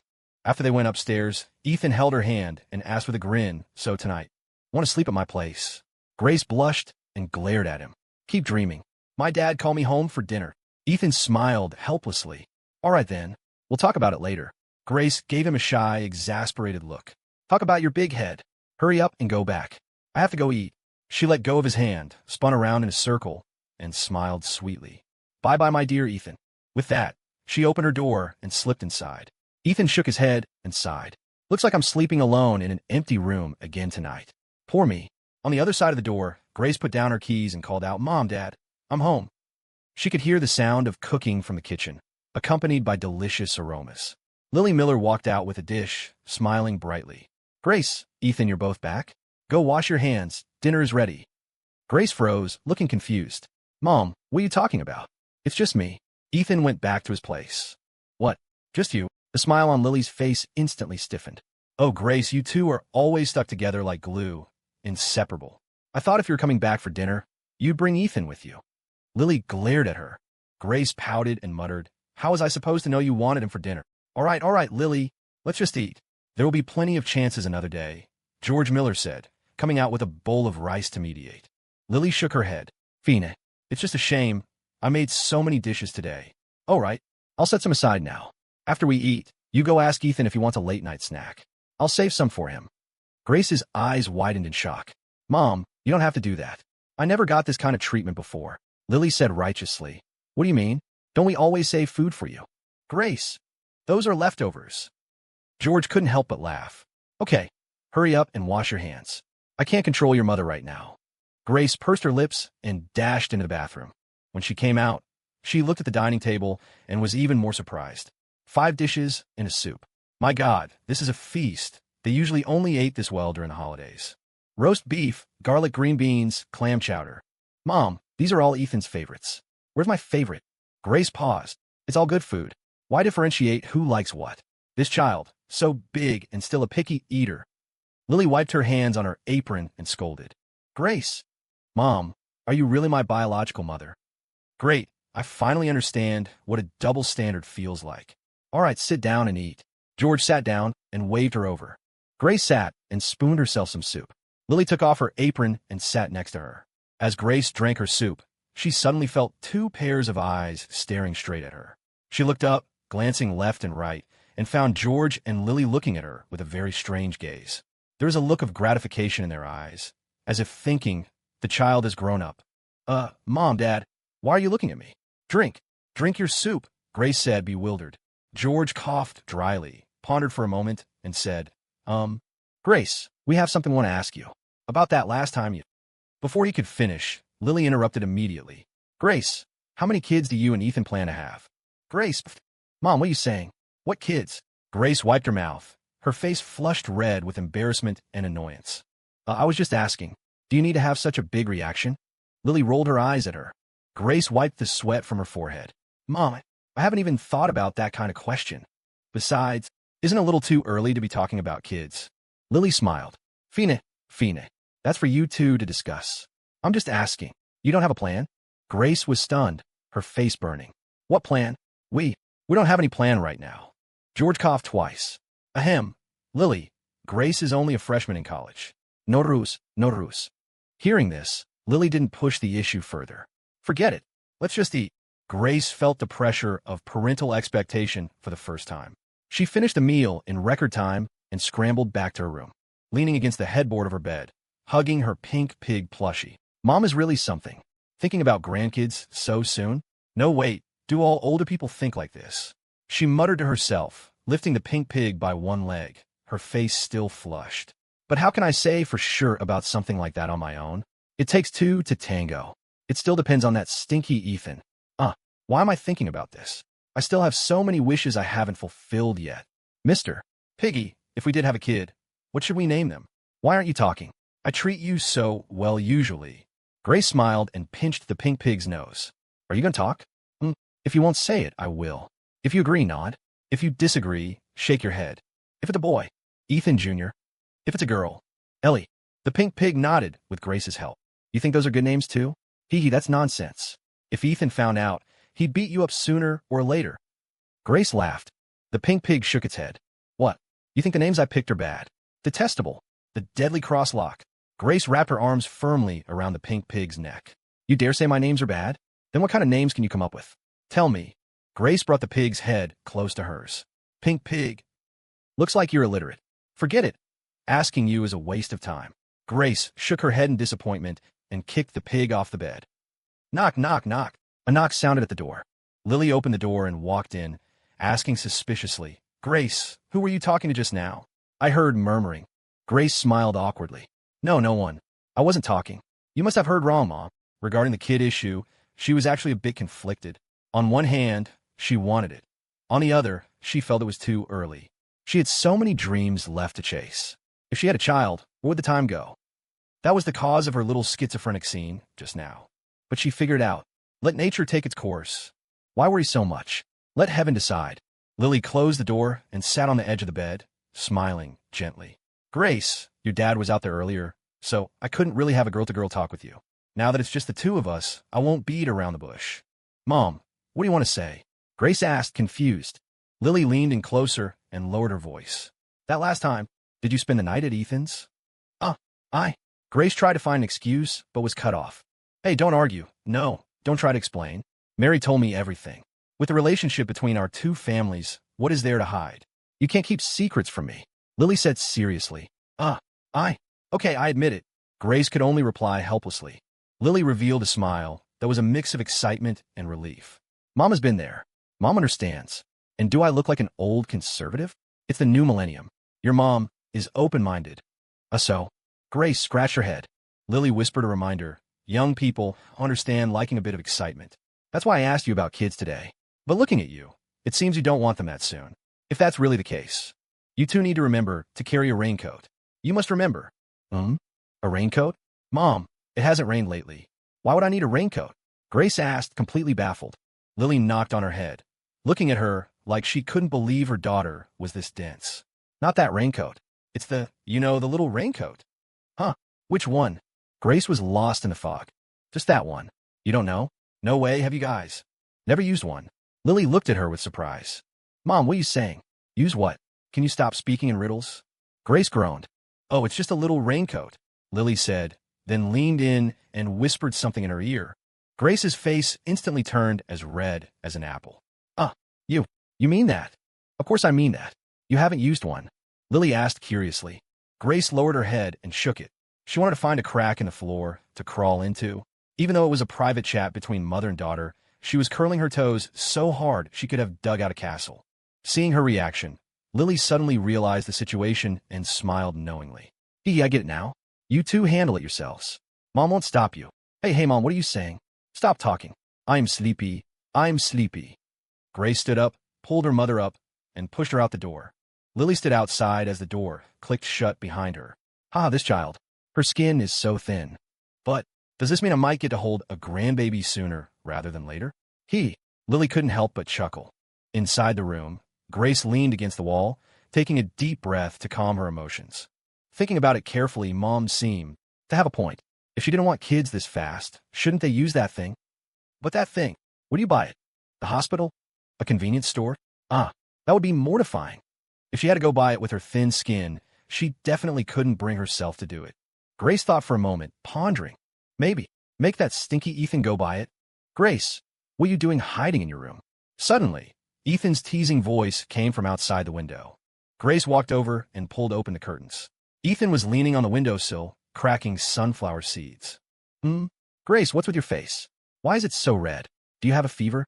Ethan asked with concern. No, nothing. Maybe it's just a little hot. Grace pouted, making an excuse. Whoosh, the north wind howled, and a gust of cold air poured in. Ethan's mouth twitched. It's 50 degrees out, and you say it's hot. Confess. Were you secretly thinking about me until you blushed? If your head is so big, don't flatter yourself. I wasn't. Grace said haughtily. Ethan, should we buy that thing? I'm stating this first, you go buy it. Ethan paused. What thing? Just that thing, the thing used for that. Grace explained, her face burning. Ethan, what this thing, that thing? What exactly is it? Speak up, it's just the two of us. Ethan pressed. Grace blushed furiously and finally summoned her courage to shout. It's a raincoat. Her voice was definitely loud enough. Ethan heard it clearly. Not just Ethan, but the neighbors on the left and right downstairs heard it too. Clack. A little girl opened her window, stuck her head out, and yelled, What? Buy a raincoat? Is it going to rain? The next morning at 7 o'clock, Grace dragged a suitcase and knocked on Ethan's door. A moment later, the door opened. It was Mary Ford. Seeing Grace, Mary's eyes crinkled into a smile, delighted. Oh my, Grace is here. Come on in. Why do you have a suitcase? Where are you going? Grace entered and replied sweetly. Annie Mary, Ethan and I agreed to go out for a trip for 2 days. What? Is he not up yet? Hearing this, Mary was overjoyed. That's wonderful. Go have fun. Stay out for a few more days if you want. Grace, that doesn't sound like something she used to say. That lazy worm probably isn't up yet. Go wake him up. I'll make you guys breakfast. Mary laughed. Okay, Annie. Grace responded, put down her suitcase, and trotted to Ethan's room. She didn't knock, just barged right in. Master Ethan, time to get up. But as soon as the door opened, she saw Ethan standing there in red boxers, changing clothes. Whoa, Grace, can you knock first? Ethan was startled. Grace pouted, dismissive. What's the big deal? It's not like I haven't seen it before. Ethan, fine, you in. Wait a second. Let me put my clothes on before you come in. Grace feigned calmness, walked into the room, closed the door, and crossed her arms. Then change. I'll just watch from here. Ethan scoffed.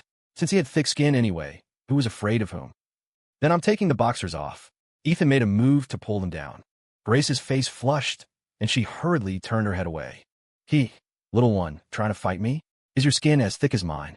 Ethan laughed shamelessly. You're thick. Your skin is the thickest. Oomph. Grace huffed.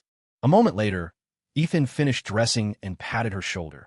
All right, I'm decent. Grace finally turned back to see Ethan fully dressed in a black wool coat, looking quite elegant.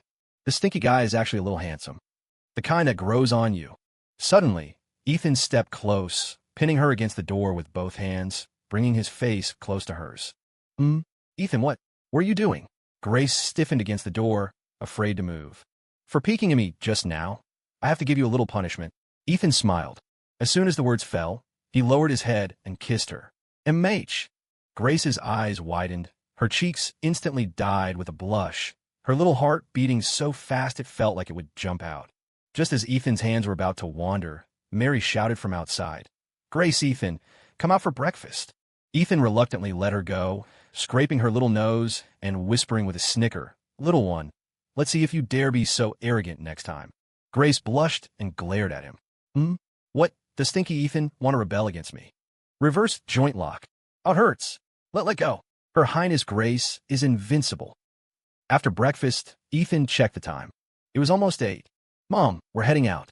We probably won't be back until the day after tomorrow. Ethan grabbed his luggage and called out to his mother. Mary walked out holding a feather duster, smiling broadly. Oh, no rush, no rush. Is 2 days enough? You can stay out for a few more days. Ethan's mouth twitched. Why did it feel like his mom couldn't wait to kick them out? Okay, we're going then, Ethan said, helping Grace with her luggage as they left. Downstairs, they got into the car. As soon as Grace sat in the passenger seat, she asked, blushing, that thing we talked about last night. Did you buy it? Ethan grinned mischievously. I ran out last night to buy it. It's in my pocket. Want to see? No, I won't look. Who wants to see that thing? Grace turned her head away in embarrassment. Hee. We'll need it sooner or later anyway. Ethan laughed wickedly. Grace shyly slapped his shoulder and glared. Just drive the car. Ethan started the engine, and the Mercedes left the neighborhood, heading to UIC to meet Tank. At the entrance of the University of Illinois at Chicago, Ethan saw Tank and Chloe eating bagels. Tank was driving Ethan's old Audi A6. Ethan pulled up in front of them and greeted, Hello, Tank, Chloe. Been waiting long? No, not really. We just got here. Ethan, want a bagel? Sausage and egg. Tank mumbled with his mouth full. No thanks, you guys eat. We had breakfast. If everyone's ready, let's head out. Target, Emerald Point. Ethan laughed. Hearing they were leaving, Chloe cheered and hopped into the passenger seat of the Audi. Tank glanced back at Chloe, then suddenly looked bashful. He leaned over and whispered in Ethan's ear, Ethan, I want to prepare a surprise gift for Chloe. I already bought it. When the time comes, I need you to back me up. Ethan's eyes lit up, and he teased. All right, Tank, you learned fast. Looks like you've got feelings for Chloe. Don't worry, as your bro. I support you 100%. What are you two whispering about? Grace suddenly leaned over, trying to eavesdrop. No, nothing, just talking about the trip. Let's go immediately. Tank hurriedly covered up. Tank went back to the Audi and started the car. Chloe also asked suspiciously, what were you guys talking about for so long? Tank chuckled simply. Nothing much, just a small matter. Small matter. Chloe looked at Tank skeptically. She felt like Tank was acting weird today, unnatural, like he was hiding something from them. Really? You guys aren't planning some prank again, are you? Chloe suspected. Tank straightened his face and said righteously, How is that possible? Do I look like that kind of person? Chloe pondered for a moment and nodded. You don't look like it. You are it. Tank. Cough, that's prejudice. Prejudice. Anyway, we have to go. Seeing Ethan's car start to move, Tank quickly followed. On the road, Chloe looked at the passing scenery out the window, her face full of novelty and excitement. Tank drove, stealing glances at Chloe's pretty profile. His heart skipped a beat. From this angle, Chloe looked even prettier. Tank, why are you looking at me? Chloe saw Tank's reflection in the window clearly and asked suddenly. Cough, nothing. Just, thought you looked pretty. Tank stammered for a while, but finally spoke his honest thoughts. Chloe turned her head, covering her mouth with a smile. Tank, your eyesight is pretty good. Chloe said happily, but I'm so annoyed lately. I feel like I've gained a little weight again. Tank took another look and said seriously, Yeah, you do look a little fatter. Need to diet. Chloe. Tank, forget it. Just stop talking. Does your mother know you're this honest? Tank answered very seriously. She knows. My mom taught me from a young age to be honest and grounded. Chloe slapped her forehead, exasperated but amused. She nodded. Yeah, nice. You are definitely honest. Tank thought she was praising him and gave a silly laugh. Silence fell inside the car again. It was Chloe who broke the awkward atmosphere, actively finding a topic. I heard from Grace that you had a girlfriend before. Yeah, had one. Later, we broke up. Tank laughed dryly. He said they broke up, but he had actually been cheated on. But he really couldn't bring himself to say it. Thinking of his ex-girlfriend Sally, his heart still felt a dull ache. It was like a thorn left deep in his memory. Why did you break up? Chloe asked curiously. Tank was silent for a moment.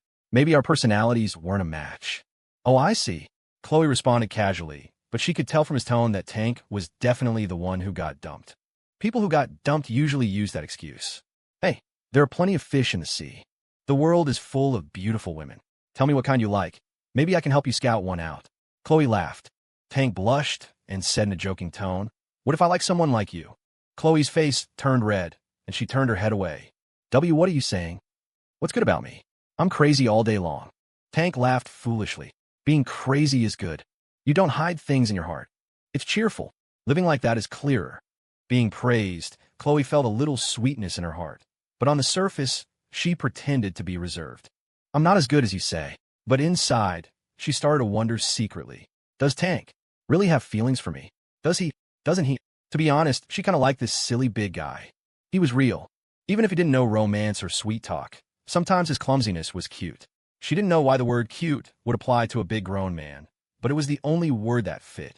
Crap, why am I thinking about this?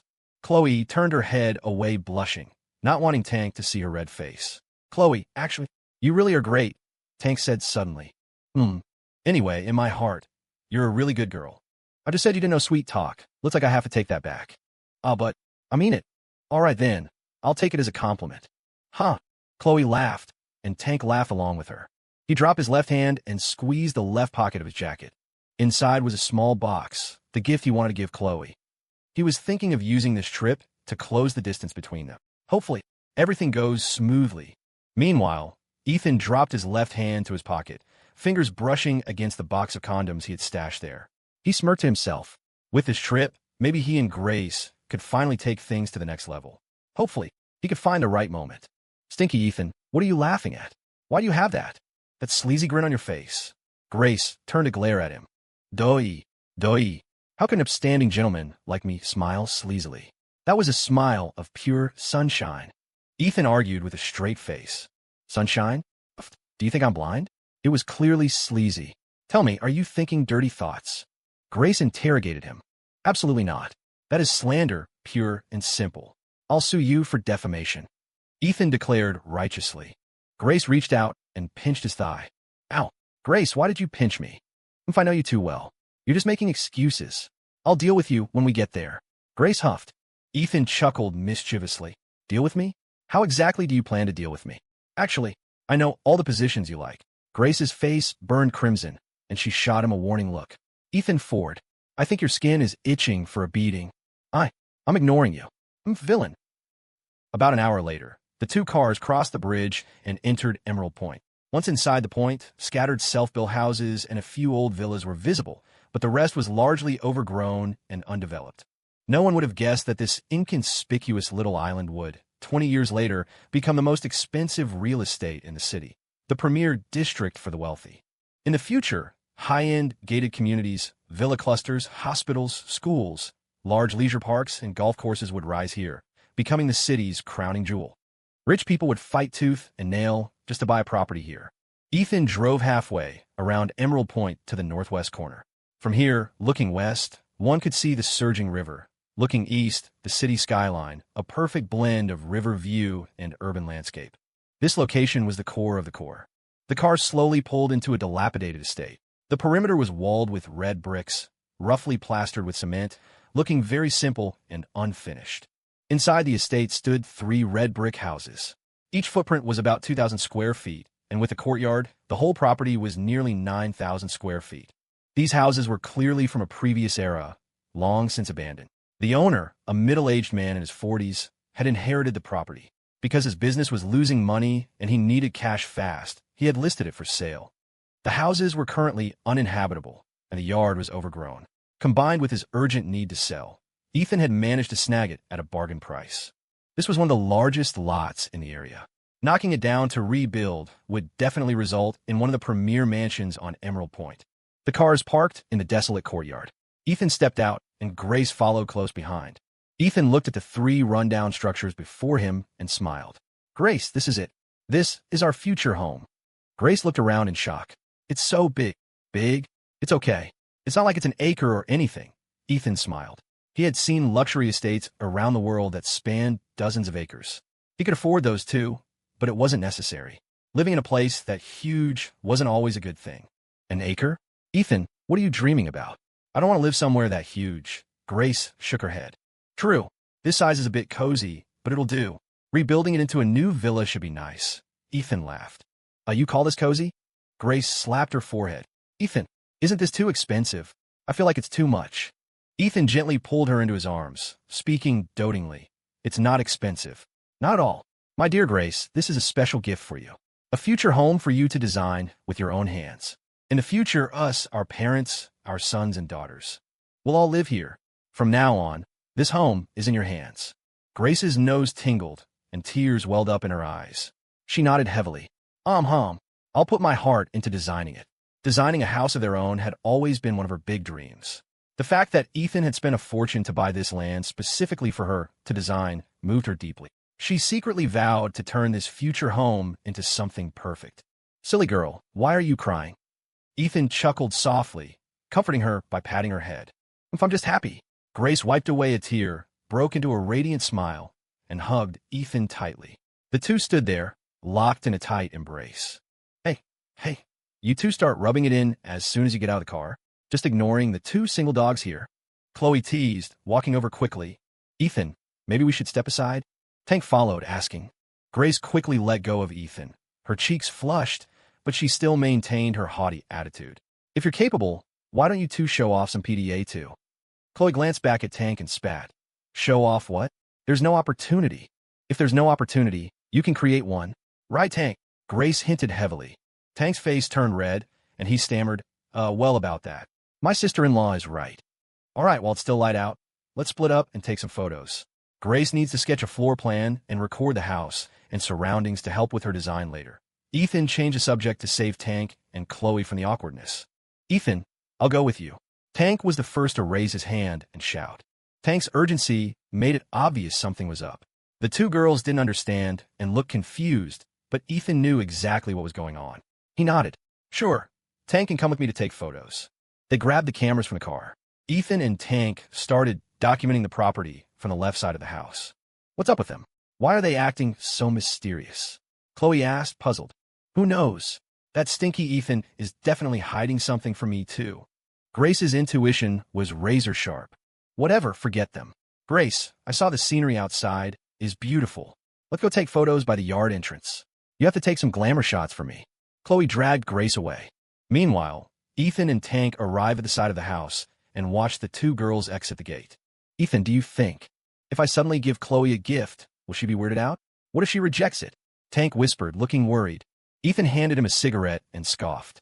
Tank, chasing girls requires thick skin and a bold heart. First off, if your skin isn't thick enough, how are you going to chase Chloe Jones? Relax. Just give it to her.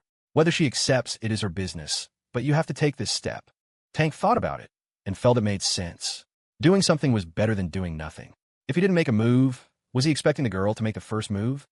All right, Ethan, I'll listen to you. Tank nodded solemnly. Ethan lit his cigarette and asked curiously, by the way, what gift are you giving Chloe? Let me see. Tank pulled a box out of his pocket. It was a blue and white box with English writing on it and a lipstick logo on the side. Lipstick? The packaging looks pretty fancy, Ethan observed. Tank scratched his head sheepishly. Yeah, I found out last time that Chloe's favorite makeup is lipstick, but she doesn't have much money and has been saving up to buy a new one. I went to an import store specifically to find this for her. It's some foreign brand. Estee something. I don't really get it, but the owner said it's very popular abroad. It wasn't cheap either. This one tube cost over $100. Ethan was surprised. Nice work, Tank. You really invested this time. Tank was the type of guy who liked to save money no matter how much he earned. He usually wouldn't spend freely, eating cheap $5 meals just to save up for a wife fund. Spending over $100 was a huge expense for him. Ethan felt that a man like this was suitable for living a steady life. He definitely wouldn't have trouble finding a wife in the future. Not bad, not bad. You know how to cater to her interests. Tank, you didn't follow me for nothing, haha. Ethan handed the lipstick back to him. Tank stuffed it back into his left pocket and grinned. That's because you taught me well, Ethan. Ethan blew a smoke ring. So, how do you want me to help? Tank looked back to make sure the coast was clear, then leaned in and whispered. Ethan, we have to set up tents this afternoon, right? I'll use the chance while helping her set up to slip this into a gift box and hide it in her tent. Then, tonight, I'll tell her when she finds the box and opens it. So please, Ethan, when the time comes, can you help set off some fireworks? Play some music? Create a little atmosphere? If she accepts the gift, I've got a shot. Hearing this, Ethan looked gratified. Tank, you've finally grown up. You even know about atmosphere. You didn't waste your time doing that grand opening marketing back in the day. This small stuff is no problem. Leave it to me. As your big brother, it's my duty. I just hope you find a good home. Tank. A home? Why does that sound weird? Like I'm a stray dog being adopted? Yeah, then I'm counting on you, Ethan. Tank solemnly shook Ethan's hands in gratitude. Haha, no problem. Just go for it. Ethan patted his shoulder encouragingly. The two of them discussed the details of the plan while snapping photos of the house. They photographed the entire environment of the plot and even went upstairs to take many shots, capturing the full scope of the property. In the blink of an eye, it was noon. The four of them regrouped, spreading a picnic mat in the overgrown yard to eat the takeout they had brought. "You two finished taking pictures?" Grace asked Ethan. "No problem. We're on a job, don't worry. My camera has over 100 shots already." Ethan made an okay hand gesture. "Good. Then let's set up the tents first. Setting up 3 big tents will take at least 3 or 4 hours. It'll be tough if we wait until dark or if it rains this afternoon." Grace looked up at the sky, which was covered in clouds. It was hard to tell if it would rain. As soon as Ethan and Tank heard the words big tents, their eyes lit up. Tents. It was time to set up the tents. Ethan and Tank exchanged a glance, a sharp glint flashing in both their eyes. Time to execute the plan.